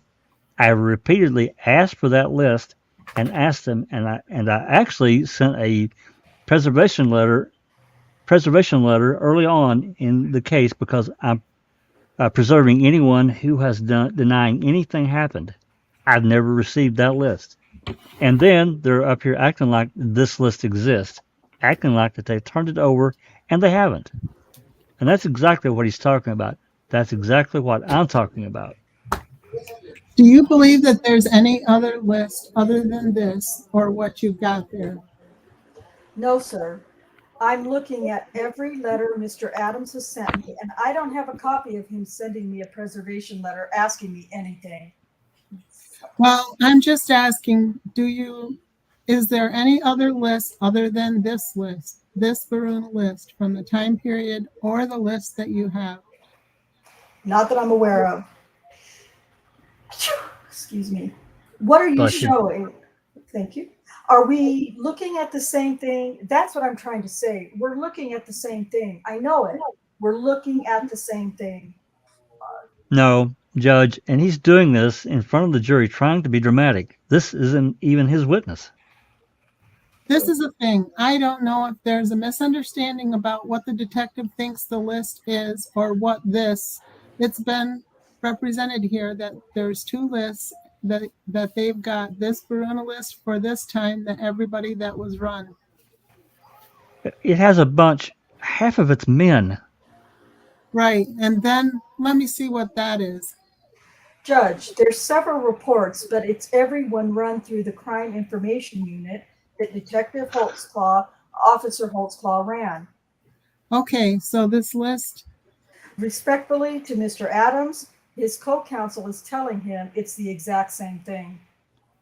No, he's not. He doesn't have any idea of what we're talking about. Oh, for fuck's sake. okay, so this other list again is a crime information list that has numerous people on it that looks like male and female on it.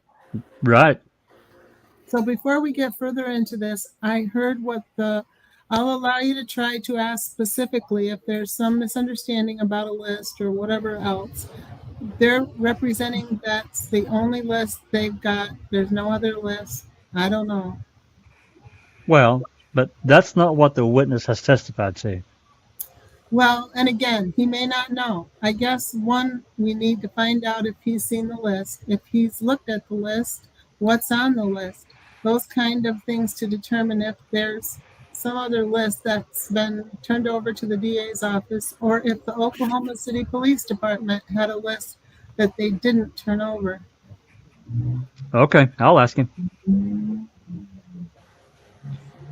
All right, Detective Gregory, we've been talking about this list, and just so I make sure we're talking about the same thing, at the beginning of the recording, we listened that you're conversing with Miss Raines.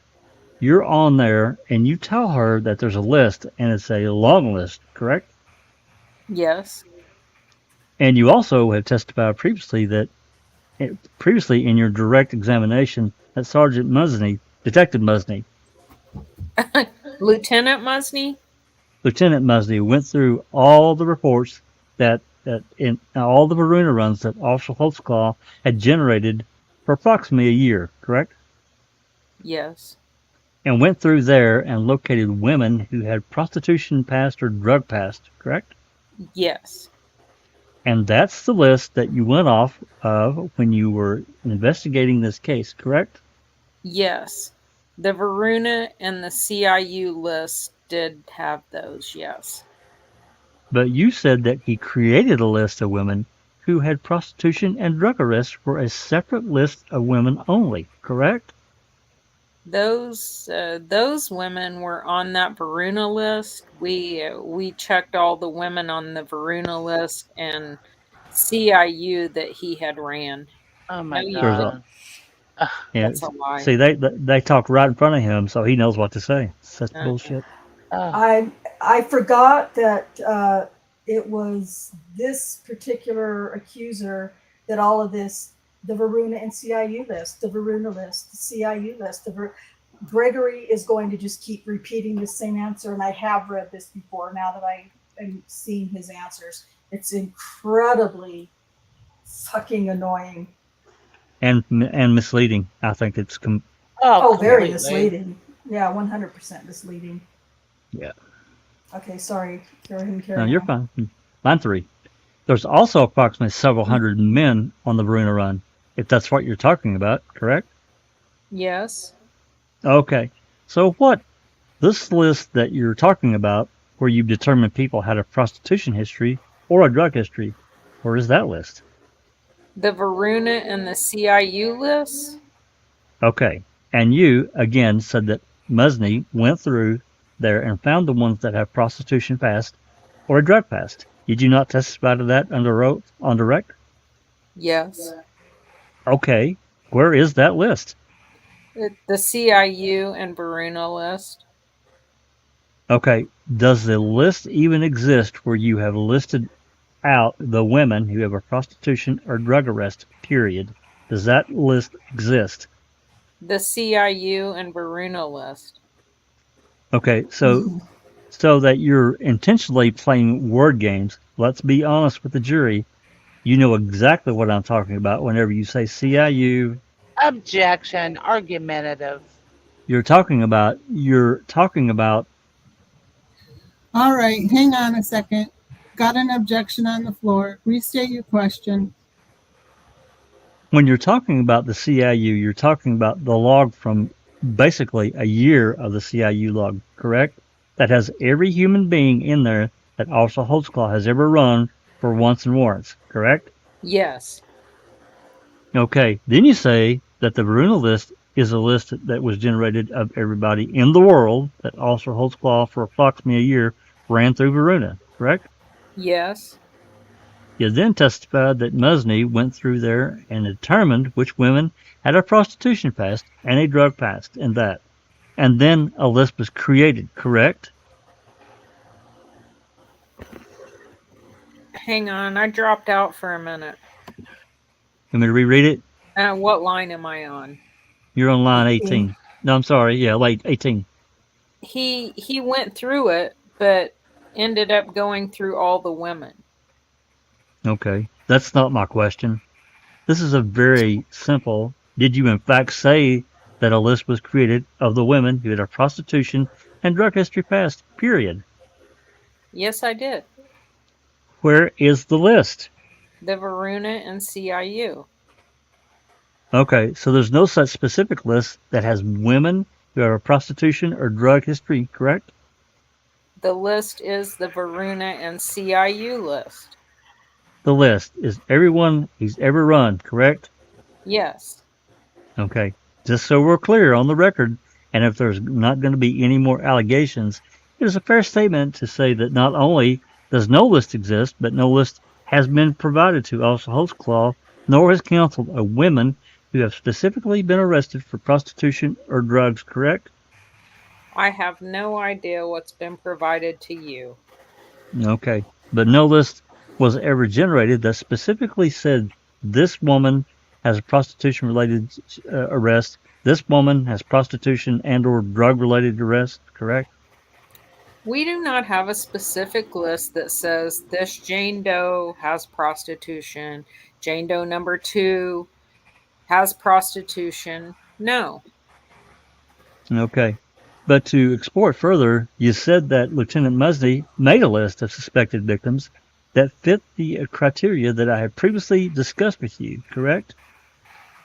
The list is Veruna and CIU. Okay. Lieutenant Musney certainly had to produce a piece of paper that to say hone in on these women, correct? The list was again Veruna, CIU with the females' names. That's who we went to go talk to. Tell the jury how looking at a CIU list you can tell whether or not a woman has a prostitution or drug history. You can always go back on Veruna, pull them up and see. On CIU, how do you look at the list and determine whether or not someone has a prostitution or drug history? It only shows active warrants, doesn't it? You can't. It's just the name of female. Do what? It's just the name of the female. Give me a for instance. In the Veruna search, there are over 405 names that were provided, correct? I don't recall specifics. May I approach the witness? You may. I'm going to ask you to look at what I'm handing you and ask you if you recognize that. Actually, I don't. Not this. Do you know where that came from?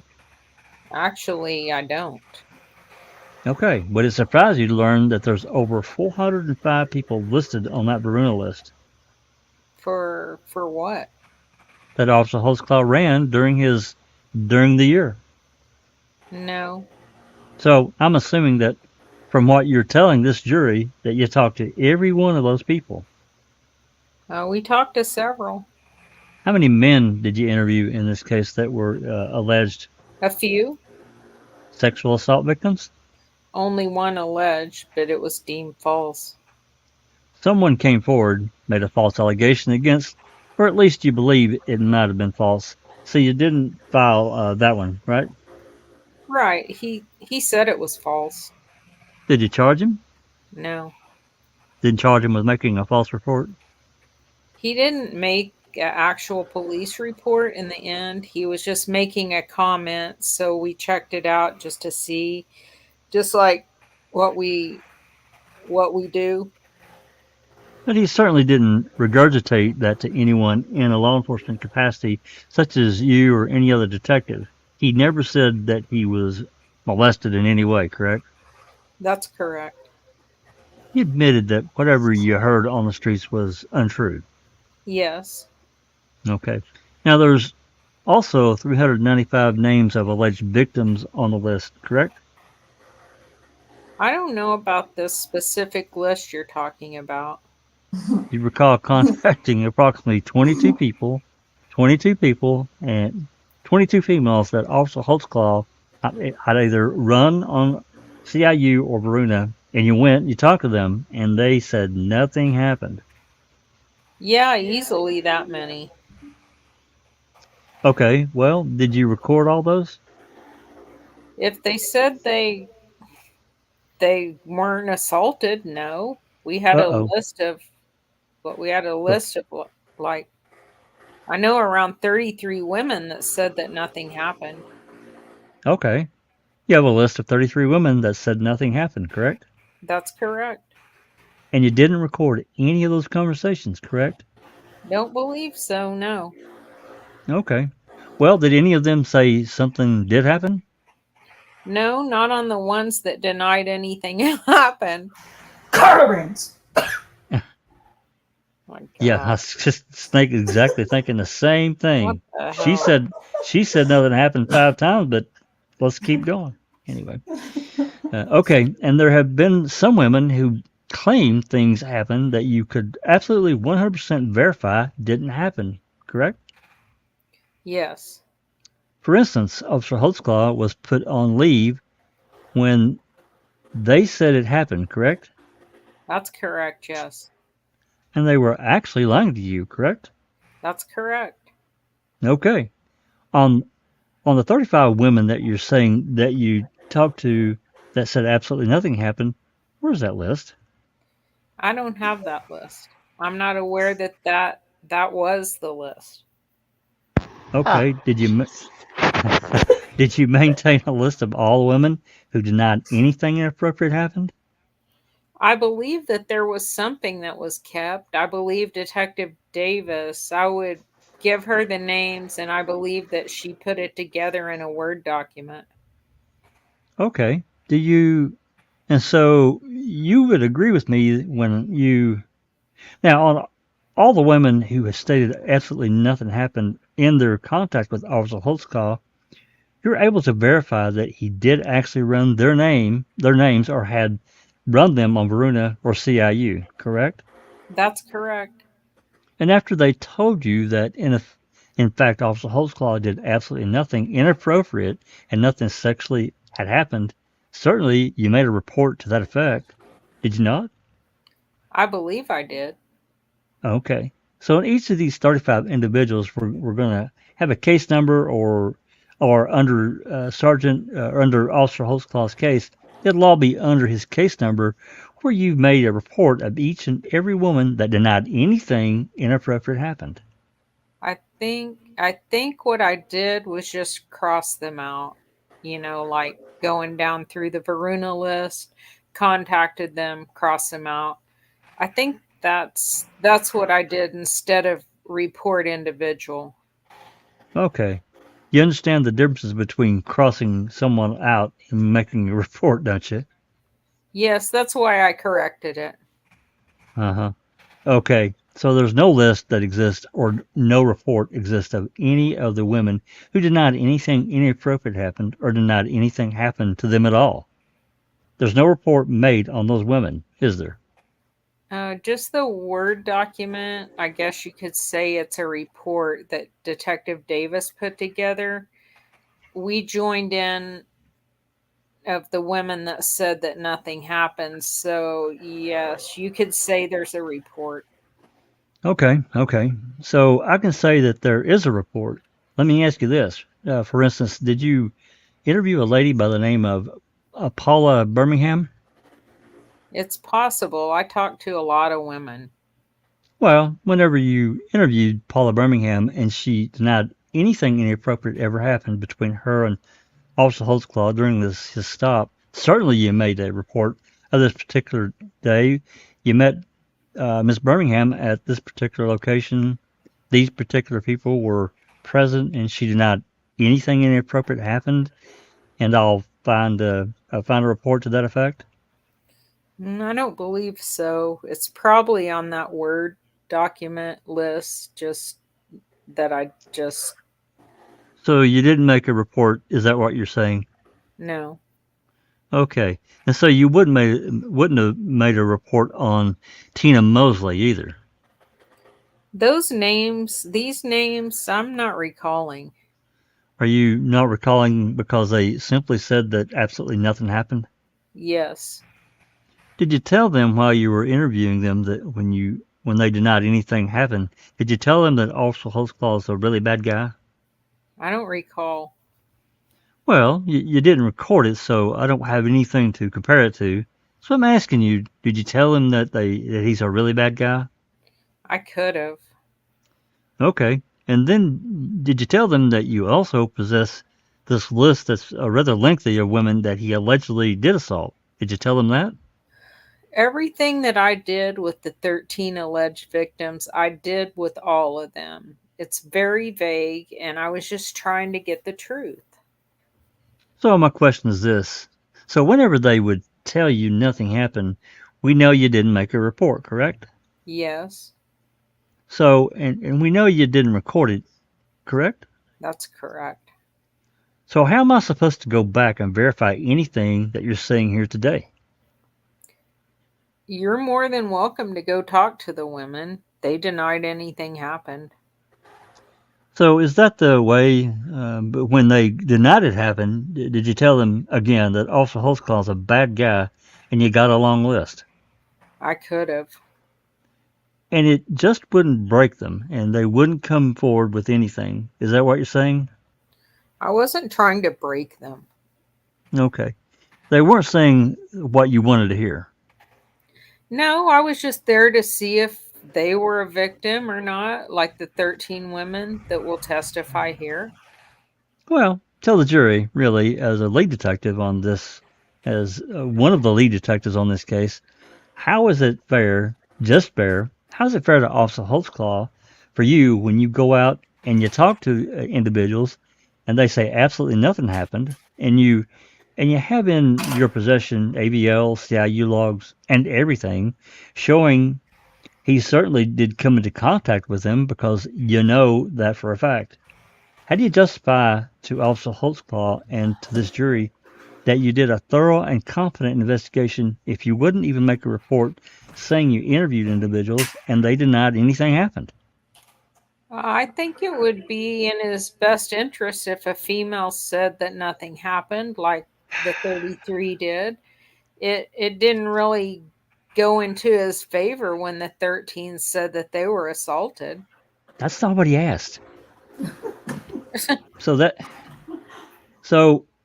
that's your response in regards to how you think that you're being fair with this jury and how you're being fair with Officer Holtzclaw is to just present 13 individuals that somehow you got to say something and the other 35 that said absolutely nothing happened, you make no report on. That's your answer? Objection. Form of the question, Your Honor. Overruled. You can answer. Okay, repeat that, please. Your answer to my question. You understand that we're here for justice and this is a very serious matter, correct? Objection. Argumentative. Overruled. I'm here for justice. Okay, and you understand that this is a very serious matter. Yes, again, absolutely. Okay, you think that it is fair to Officer Holtzclaw and to this jury that whenever you go out and you talk to individuals where they deny anything whatsoever happened, for you not to make a report to that effect, correct?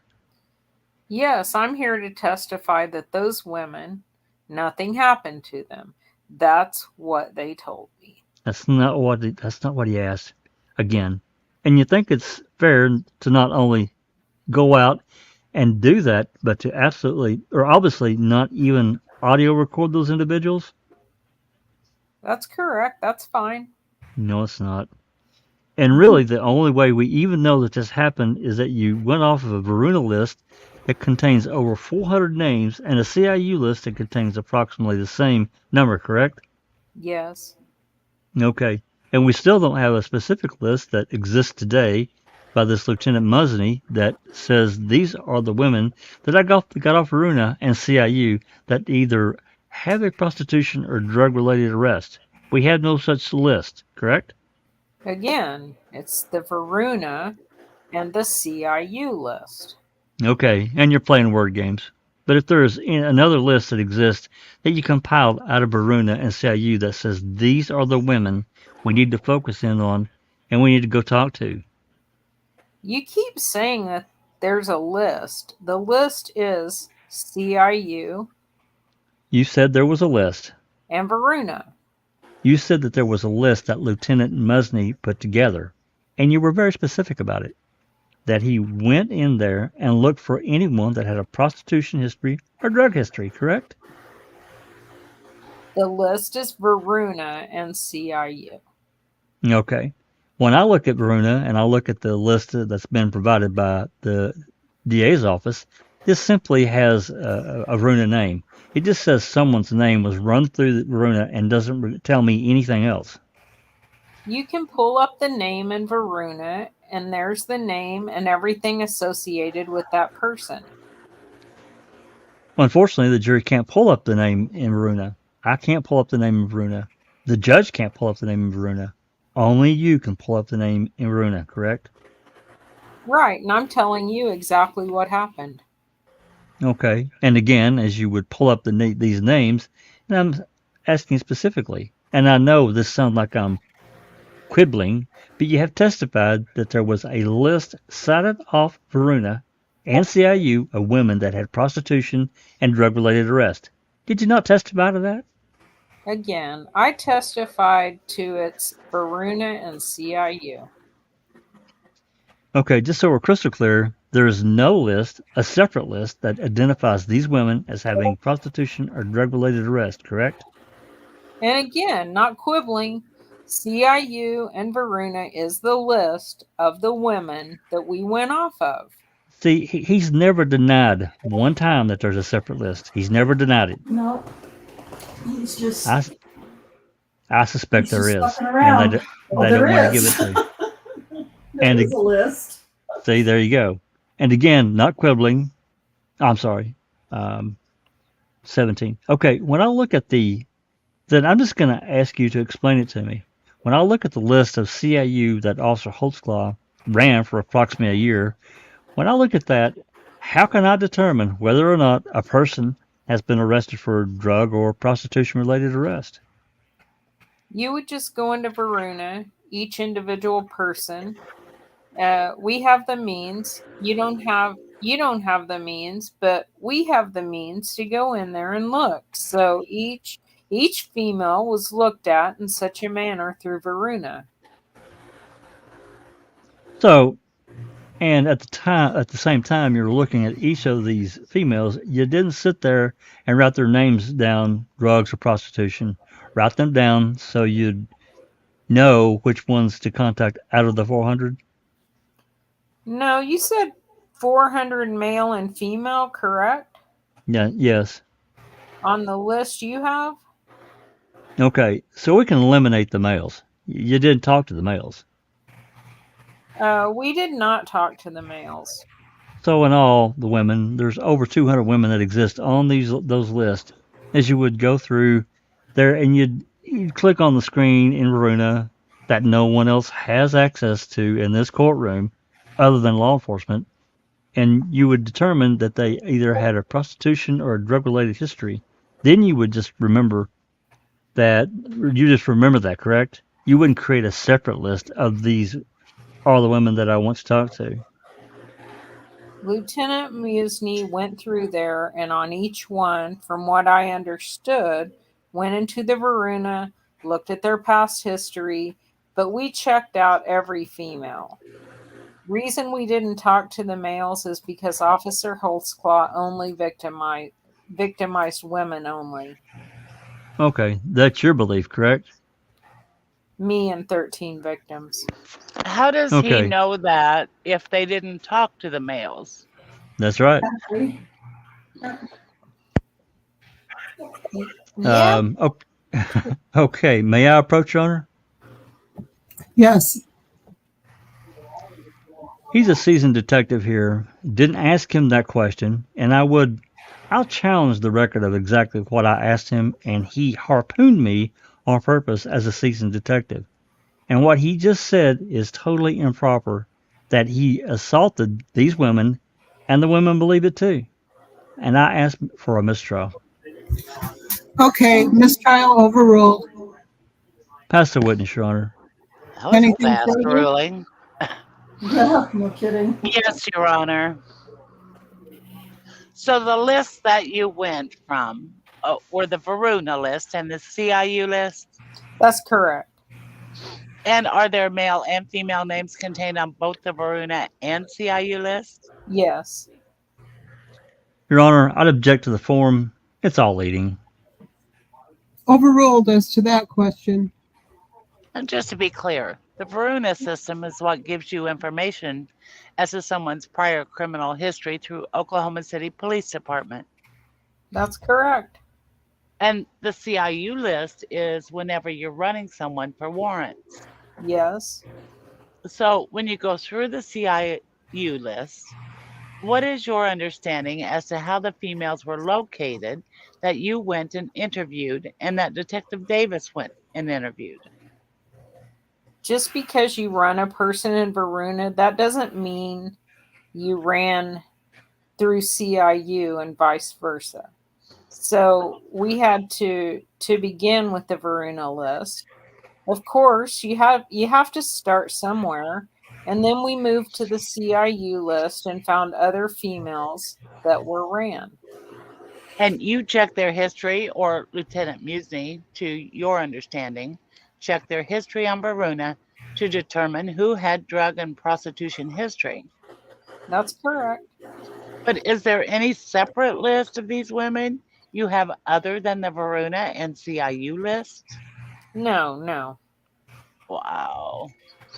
Mr. Adams asked you, Oklahoma City Police Department, you as law enforcement have access to the Varuna system?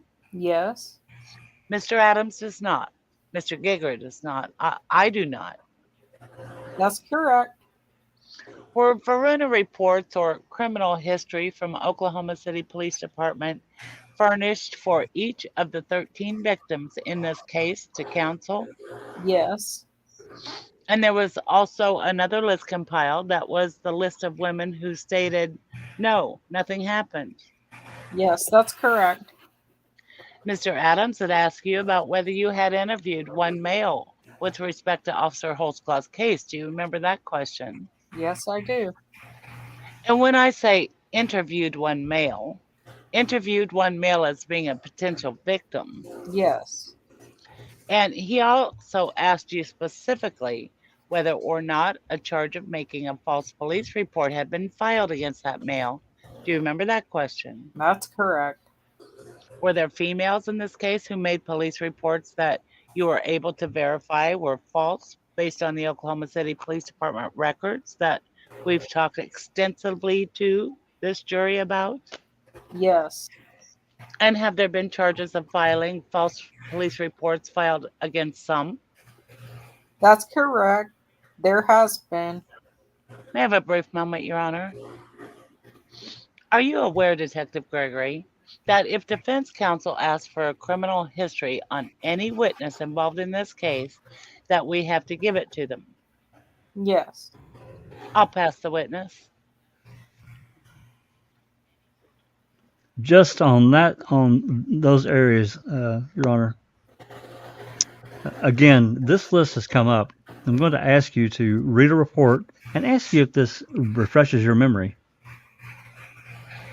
Yes, Lieutenant Musney's report. Yes, does that refresh your memory about this list? It's still the same list, the CIU Varuna list. Is that what that report says? Made a list, yes. He printed off a copy of the Varuna and CIU. It doesn't say that, does it?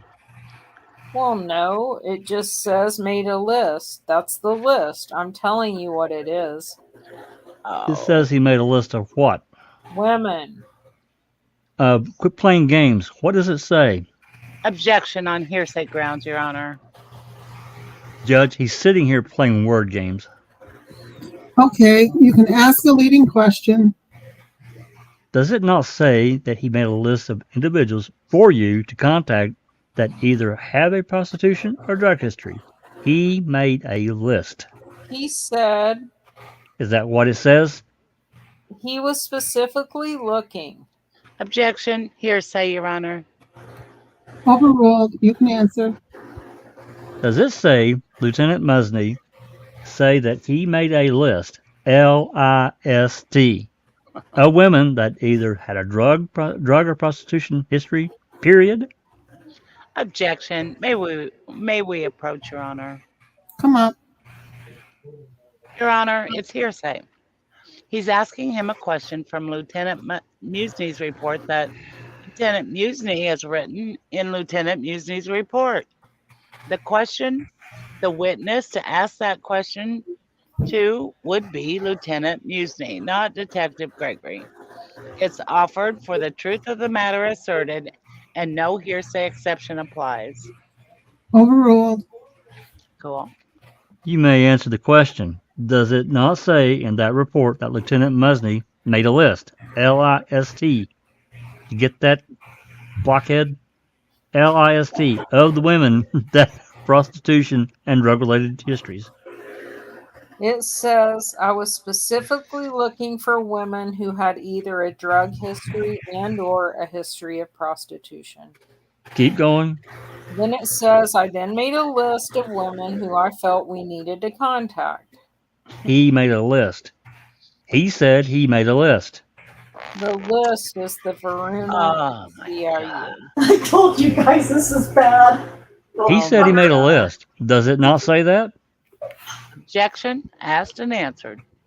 This is, oh, I'm sorry. Okay. Oh, Okay, sorry. line 5. That is the list. Where? Well, hang on. Answer the question as asked. Does it say he made a list? I then made a list of women I felt we needed to make contact with. You see where I'm getting that? And I'm telling you, because I'm the one who ran down these women, what the list is. Okay, so you're telling me that this list does not exist is exactly what you're telling me, correct? The list exists. Okay, so when Lieutenant Musney says that he went through the Verona system and CIU, and he was checking persons with a criminal history, I was specifically looking for women who had either a drug history or a history of prostitution. I then made a list of who I felt we needed to make contact with to see if there were any that were a victim of a sexual assault. This is it in toto, is it not? The list is Verona and CIU. So is it your testimony today under oath that Lieutenant Musney is the one that made the CIU list? Lieutenant Musney provided Detective Davis and I the list, the Verona and CIU list women. Is it your testimony today under oath in front of this jury that Detective Musney made the CIU list? CIU provided the one list of men and women he's ran. Judge, I would ask that the witness be instructed to answer the question. All right. Listen to the question. Answer the question. It's a very simple question. While you're under oath today in front of this jury, are you telling this jury that Lieutenant Musney is the one that made the list on the CIU in this case? He made the list. Okay. And you're also testifying under oath today that Lieutenant Musney is also the officer that made the list on the Verona. Yes. Okay. He put together the list. On the Verona. On Verona and CIU, yes. Now, in regards to these police reports you talked about, these false, there were some people that came forward after the news and stuff that you were able to verify their stories were absolutely 100% false, correct? Yes, Detective. And the way you did that was, and the only way you did that was if you did not have a Varuna or CIU run on someone that they claimed something happened.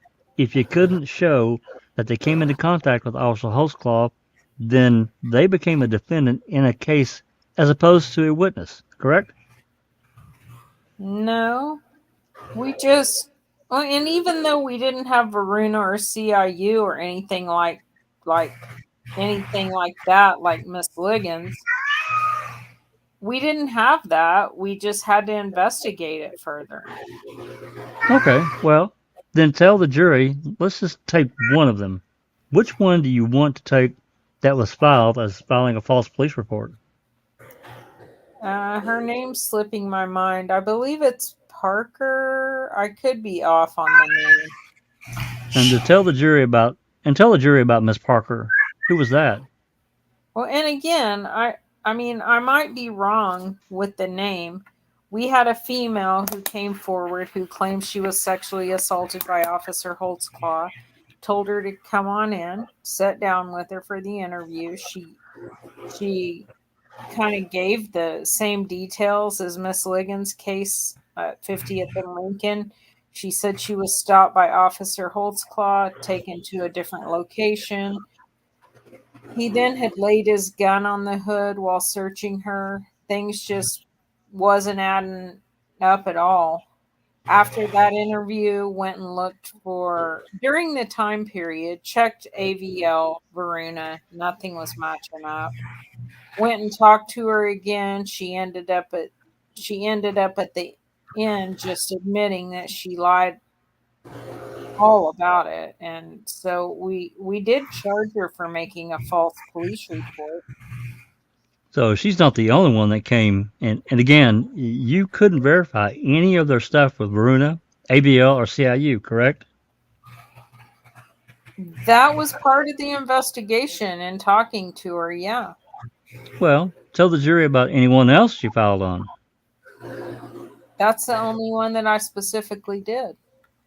You specifically recall there being a new news broadcast on this, and a lady came forward on the news saying that she was sexually assaulted by Officer Holtzclaw the week previous, correct? I believe so. And you know for a fact that at the time she was saying that this assault occurred, Officer Holtzclaw was on administrative leave. Yes, that is correct. We saw in the video where his gun and badge and uniform and everything was taken from him, correct? Yes. And you knew she was lying. I didn't interview her. That could have been Detective Davis. Okay, do you know whether any charges were ever filed on her? That I don't know. And there were others, correct? Not that I dealt with, besides the male. And again, I believe her name was Parker. Are you talking about Mr. Dunn? That sounds right. Tell the jury about Mr. Dunn. I don't really recall many specifics. He had admitted that he had made it up, or whoever he was talking to. I don't recall on that. He didn't make the actual police report, unlike Miss Parker. He did make a report in this case, though, didn't he? Not that I recall. Do you recall making a report of what Mr. Dunn told you? On that one, yes. Yes, I did. You do recall making a report. I believe so. Oh my God. This guy is ridiculous. So ridiculous. Okay. And he was telling you that he came into contact with Officer Holtzclaw, and Officer Holtzclaw kept rubbing his penis. That's what I had understood about it. It's been a little bit since I talked to Mr. Dunn. It's what you wrote in your report, isn't it? I'd have to look. I'd have to take a look at it. May I approach, Your Honor? You may. Did you have an opportunity to review that? Yes, sir. Was I accurate in my depiction of what Mr. Dunn said? You'll have to repeat. I'm sorry. That Mr. Dunn Anytime told to you make that? up a lie. Sorry. Yeah, no problem. That Mr. Dunn told you that Sergeant Holtzclaw searched him 3 times, and each time he was rubbing his penis with his hand inappropriately. Yes, He told you that. that's correct. And he told you that Officer Holtzclaw, anyway, you didn't file on him, did you? I don't make the determination, but he was not filed on, no. And in fact, you were even asking Mr. Dunn on a scale of 1 to 10, 10 being the most positive, how sure he was that it was Officer Holtzclaw. And he told you 9. Yes, sir, he did. Again, you weren't able to find any CIU or that he'd ever come into contact with Officer Holtzclaw, correct? Other detectives looked that up and advised me of that information. That's the witness, Your Honor. Last word, Ms. McConnell? Yes, Your Honor. Detective Gregory, do you remember Mr. Adams asking you if you felt that it was fair for justice and for the defense attorney and for Mr. Holtzclaw to not make reports about the women who said no, nothing happened? Yes. And when you were able to determine that someone was making a false allegation against Mr. Holtzclaw, did you document that in a report? Yes, I did. And based on your training and experience as an Oklahoma City police detective, is making a report about that false allegation helpful to the defense? Yes. So if they said that nothing happened, we furnished that information to the defense attorney in the form of a list of their names and identifying information. Yes. And if you were able to determine that someone made a false statement against Officer Holtzclaw, you documented that within a police report. That's correct. I'll pass the witness. I don't have anything further. All right. Thank you, Detective. You can step down at this time. Call your next witness. Okay. Now we're Wow. going to end it right there.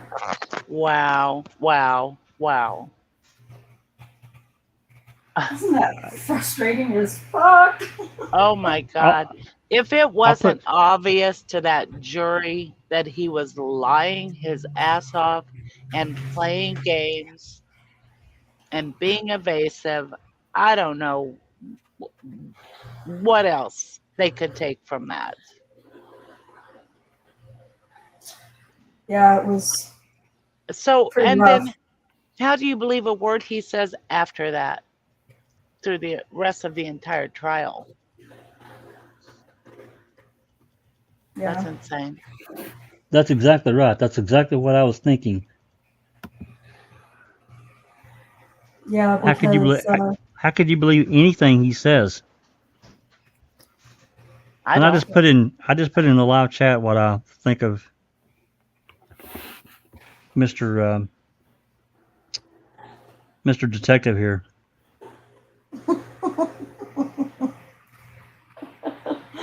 yeah. He definitely he was evasive. He wouldn't answer questions. He would reply, but he wouldn't answer the question that Adams was asking him. He just avoided it. He just evaded it. Unbelievable. And the judge, Unbelievable. absolutely. I can't remember where it took place, but Kim explained it in one of her dissertations. She said that they had packets. That's what it was. It was packets. Packets. What do you mean? yeah. Like It must be after this testimony in the sequence of the trial testimony because, like always, they try to get their shit together and come back with some explanation. But they must have, yeah. But I would ask her, they must have had something to work from to make those put those packets together, you know. Right. So, Yeah, it's in one of Davis's testimonies that she says it wasn't a list, it was a packet, and that Musney had made little packets for each one of the women, and they divided the packets up. So it went from a list to a packet. And I got a stack, and Rocky got a stack. Oh my God! Come What on. she says. Yeah, I mean, it changes completely from how Musney describes it. Who's He the one told who put it he together? told Carla Raines right there that he had a list, right? Susan, Varuna, and CIU. Get your shit together, girl. Oh my gosh. It's just unreal. Yeah. Yeah, it was so fucking frustrating reading What day that of the testimony. trial was that? I don't have. I got these are just PDFs that I made, I- but I'm not 100% certain. I Okay, saw let the me ask. date, Oh, I'm November sorry. 17th somewhere, so it would kind of be in the middle, wouldn't it? Kind of, sort of. Yeah, Didn't let it me look end and around see. the 1st of December? I'm not sure. I'll So, find it. so let me just ask the question because is there an actual list that Musney created that's separate from CIU and Varuna? Yes, And he there knew was. it. Of course, they all knew it. And he's The whole sitting there lying about, and he's lying Of about it. course there is. He told. They talk about it. But That's so what he's sitting there, he's sitting there lying under oath. completely bold face lie. Well, only based on what he heard the sidebar talking about, he said he listened to the sidebar conversation about all this, and he knew what he needed to say, and he stuck to exactly what he felt like he needed to say. Obviously. Jesus Christ. Wow. Hey guys, I hate to jump off of here right now, but I have to go real quick. That's okay. That's all Okay. right. Okay. All right, Well, Carrie, Absolutely. well. I'll come Take back. care. Take Thank care. you. Thank you. Okay. Okay. All right. Thanks, bye. Kay. Uh-huh. Yeah, it was just very frustrating because it's Jack. I'll get the kerosene. It's very clear that Rockhead is just. He literally was playing games with Scott Adams. Sure was. Oh my God. So it was pretty irritating for sure. I got to commend it, Scott Adams. I thought he really, He stuck with it. did a good job on that one. He did a Well- good job. He absolutely well- did. Here's another part of this whole blah blah blah. Did the prosecution know? Of course they did. That's another big problem right there to me. Well, and I don't remember exactly where it is. I'm almost certain that it's in testimony somewhere with one of the accusers, but I can't recall it right off the top of my head. But there's a whole thing about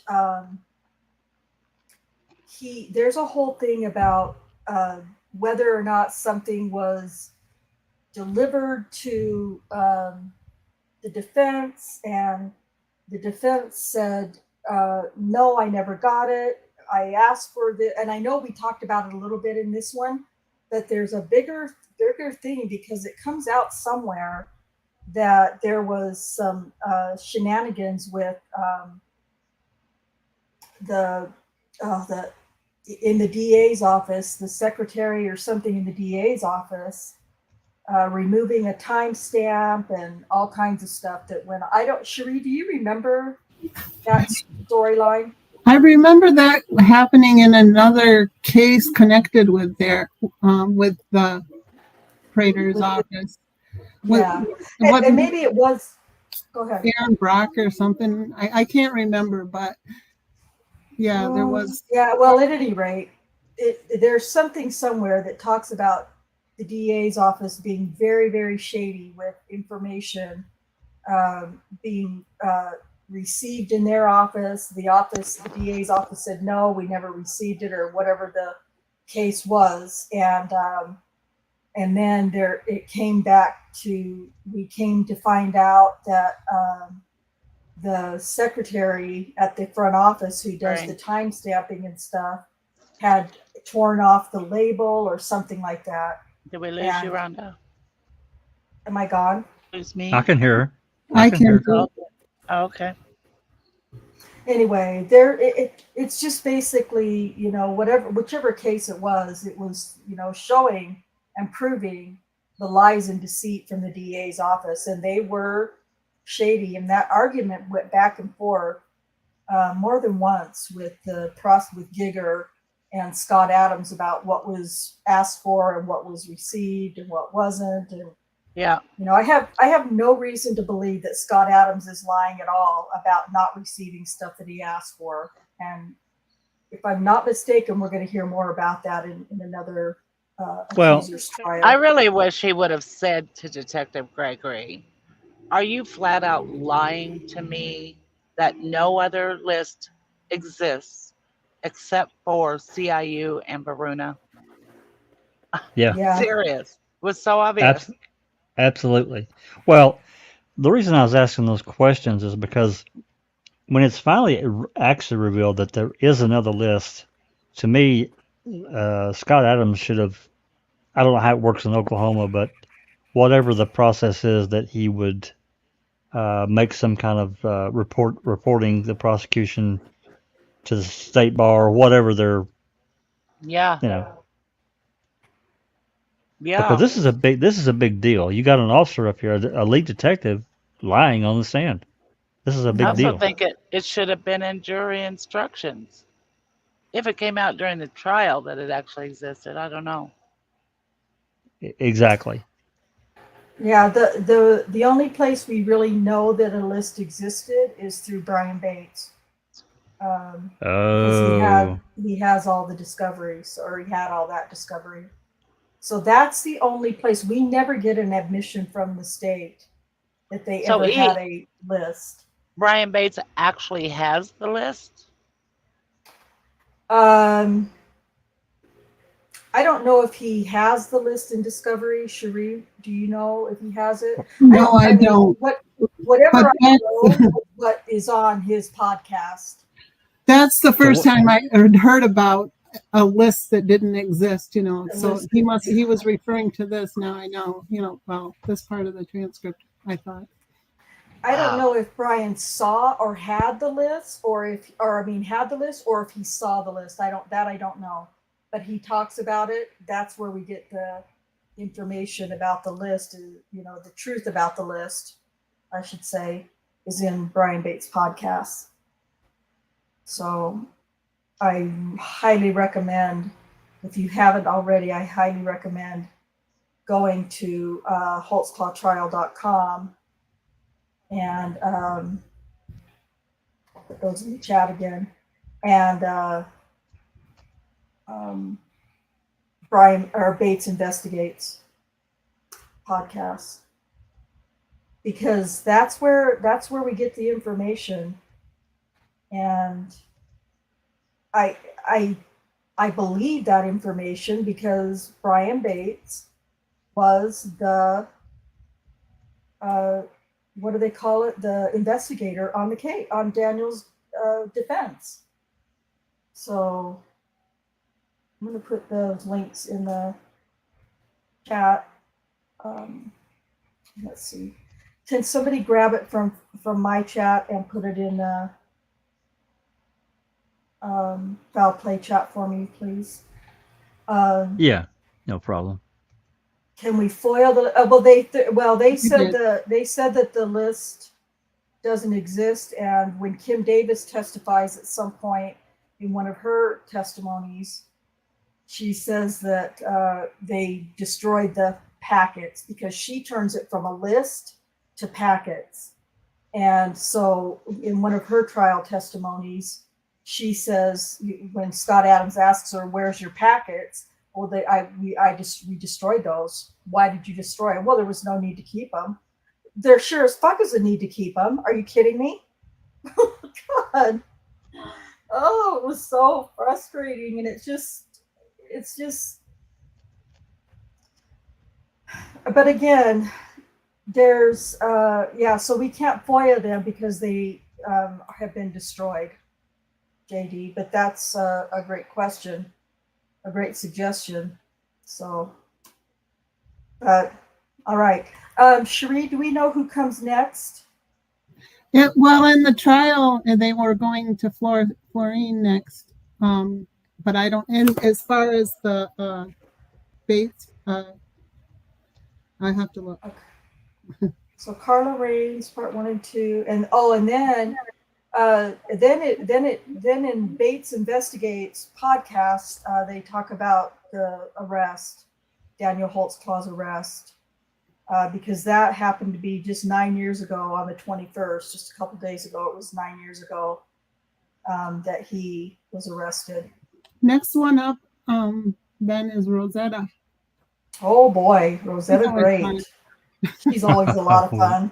Oh, So, God. because we're really kind of trying to streamline it to the accusers, it looks to me like we're gonna do the Rosetta Great transcripts. And again, I haven't, or it's been probably a couple of years since I've read through some of hers, but it promises to be wild. So, almost maybe as wild as a Dara Gardner or Oh boy.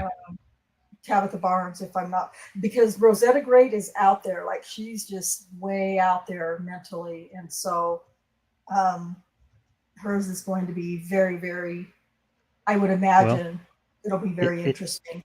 If I may be so bold, I think Rocky Gregory's pretty fucking far out there too. Pardon my French. He is. He is out there. Well, he's just God. a liar. I mean, he can't open his mouth and speak without lying. It's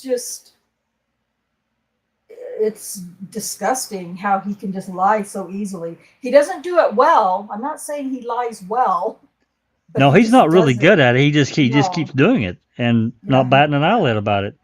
Yeah, exactly. So it looks like we're probably going to go with Rosetta Great next week. That one's going to probably take some preparation. We'll start with her police report and go through that, because it's pretty. There's quite a bit of detail in her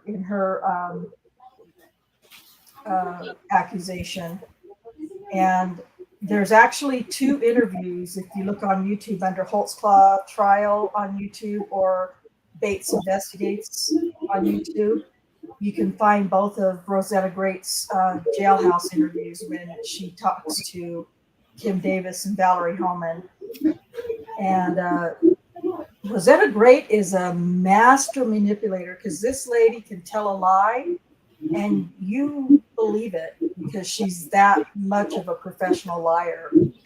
So and Rosetta Great, for those of you who might have some familiarity with the case, she's the one that says Daniel took her home to her house, took her upstairs to her bedroom, Yep. made her give him oral sex, and then pushed her back on the bed and banged her right there on the bed, and she wiped his semen all over the back of the chair, on a towel, on some underwear. And I couldn't find any of it. And there was no DNA found of Daniel's Nope. anywhere in that house. I believe Nope. there's also some radio traffic that I'll get to play for you guys as well. But this one will be interesting. Easily 3 to 4 episodes on Rosetta Great, easily. Oh yeah. Oh yeah. The chair. Yeah. Yep, exactly, Liam. The chair. Mm-hmm. And so, and then after that, the week after that, so I think next Thursday, if I'm not mistaken, is September 1st. Does that sound about right? I think it's the 1st. So we'll go Thursday next week, but the following week, we're going to be really quick to come back on Tuesday instead of Thursday, because I can't compete with convicting a murderer. So, and that begins on the 8th of September. So I don't know. I don't know, Ron. Depending on what comes out of somebody's mouth, that might not go well. We'll see. What's that? But what am I What missing? what comes out of Candace Owens' mouth, what she reads off the Oh, teleprompter. oh, That yeah, well, yeah, well, it's going to be under a microscope, regardless, whatever. Right? exactly, exactly. Okay, well, we're gonna go ahead and wrap this up here. I'm just gonna let, Jack, do you have any, things that you want to say at the end Uh, here? just great job today. This was just I'm just blown away. I'm still my head's still reeling at Blockhead here, Bullwinkle. I mean, what a damn liar is so infuriating too that the judge didn't put the hammer down and say, look, you need to answer the question, Right. and he didn't do it. And I don't know how the courts work in Oklahoma, but I don't know. It just seemed to Well, me like there would have been something more, a stronger something from the judge to say you need to cut it out. I don't think it's how the courts work in Oklahoma. I think it's how the judge works in this case, uh, more Yeah, specifically. yeah, yeah. I can't disagree with that. Yeah, that's probably really well said. Well, then, of course, we've got Reading with the Crew on Saturday, 5 Central. We're going to be moving into part 22, the Canine Noses. Doc's got some more material prepared. I think Duke has got some material he's going to present. I think that's right, and should be interesting and a bit of a deeper dive. I'm still waiting on some open records requests, actually concerning Officer Jason, MTSO Officer Jason Yost. Haven't gotten it yet, so still waiting on that. And then for Sunday, I have been talking to Travis a little bit, and hopefully we're going to try to set something up for this Sunday. I'm not exactly sure what. Maybe kind of a split episode. Maybe he can answer some questions that we didn't get to the last time, and then move into this current thing that Judge Angie ruled on that we just got and got read out. Talk about that some, and looking at a little closer at the process there. Maybe getting into some questions that people might have about it. So that's the plan right now. If something changes, I'll certainly will try to let everybody all know in Discord and the community page. Thank you very much, and thanks to everybody in the live chat that's trailblazing along with us in this testimony. It's really, really interesting.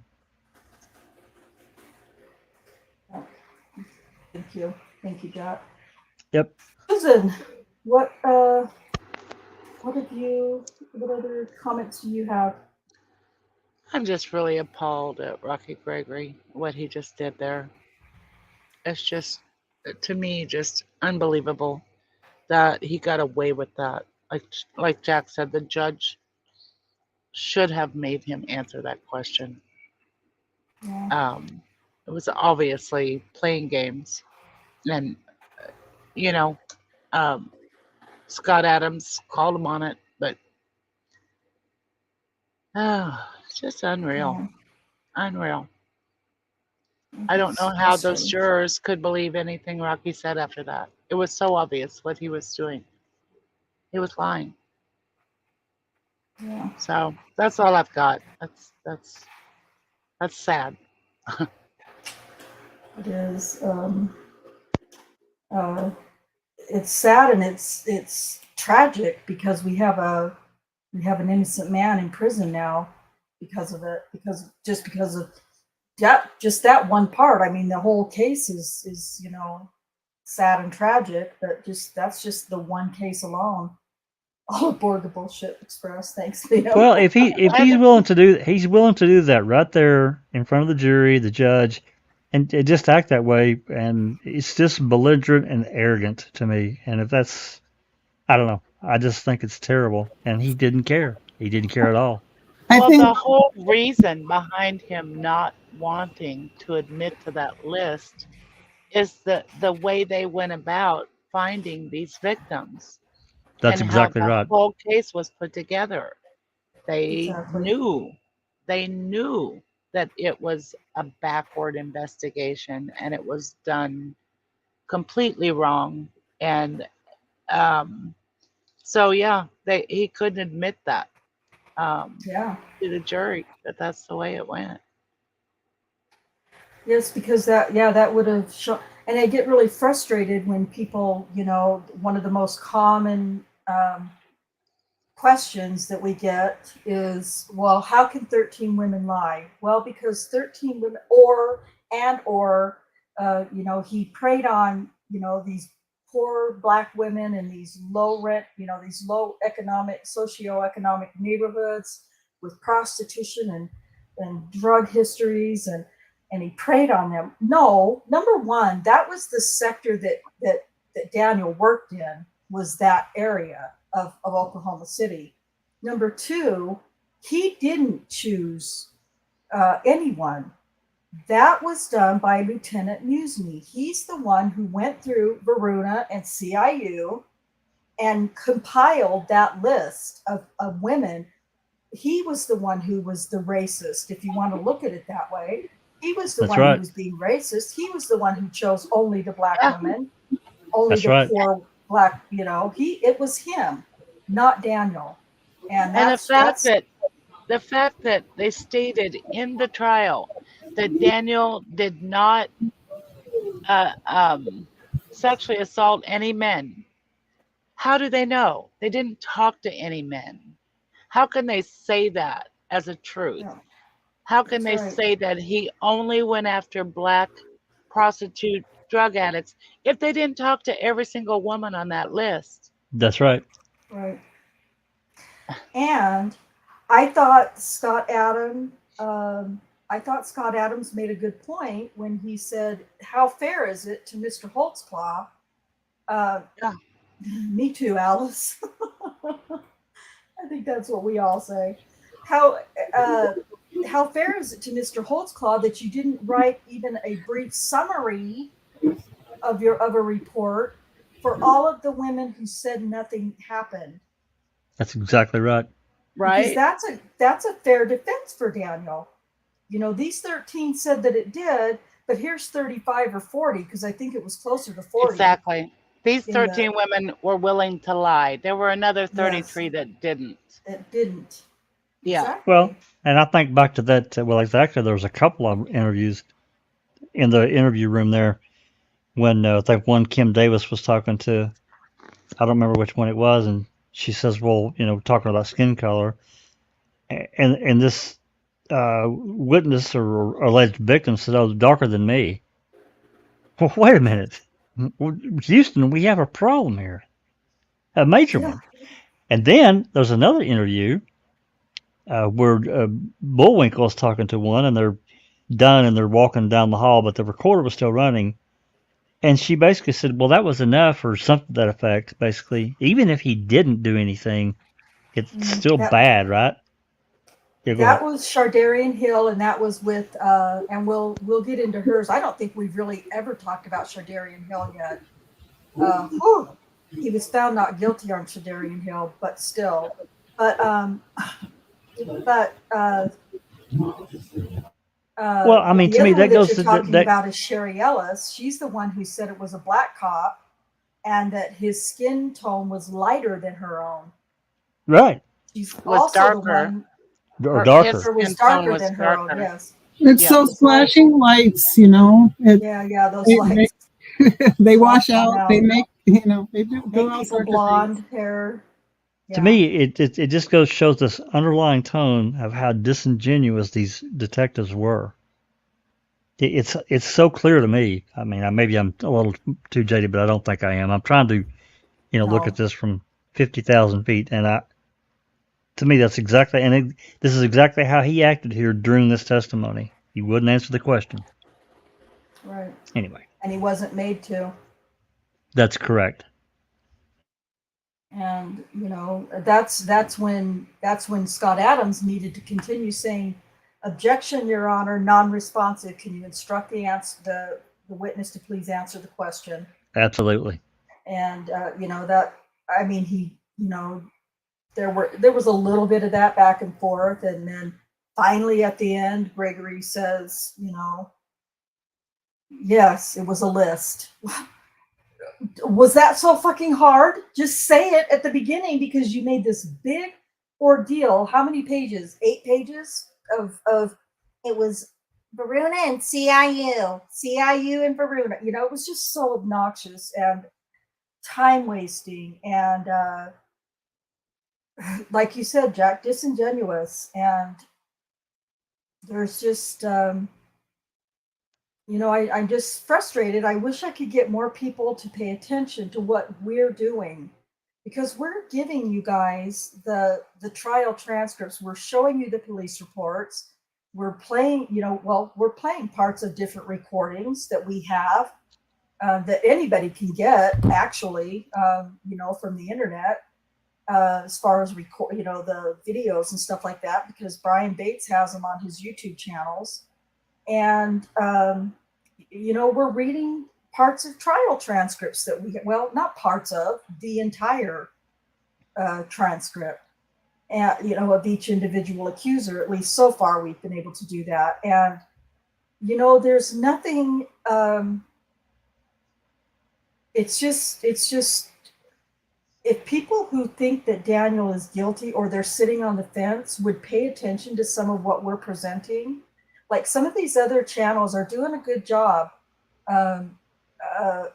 you know, with some of their presentations. Failure to Stop, for instance, with Jenny's interview a couple of weeks ago or last week, whenever it was excellent. You know, they interviewed Jenny Holtzclaw, and it was great. It was excellent. And everybody on that channel in the comments so far have been supportive of Daniel, and that's been great. But when you go on to other platforms that are showing different things, even if the content creator is, you know, kind of leaning towards Daniel's innocence, the comment sections are just full of people being blatantly refusing to consider that Daniel's innocent. And if it's suggested to them to look at some of the things that I have, because I can't post my links in other people, content creators' comment sections, but all they have to do is just search my name on YouTube. I'm the only channel that is giving you court documents and trial transcripts, preliminary hearing transcripts. These other channels aren't doing that. So you're getting a part of what the content creator has access to. Yeah, that's something that's something that, you know, per channel that the channel owner can turn on or off to allow links. It just depends on some, and I'm not talking about Daniel's case specifically. I'm just talking about in general. Some people will, some people will allow links, allow you to post links to in the comment section. But I found that many just won't because they think that they're going to lose somebody over it, which is insane if you're truly trying to get as much information out about something as you can. But, you know, I've talked about this before, and I've mentioned this to you, Rhonda, so many times and I'm really surprised that someone hasn't come along and done a multi-part docuseries on this case. I really am, because it's fascinating and it's so broad. Someone could easily do a couple of seasons easily and still not cover everything.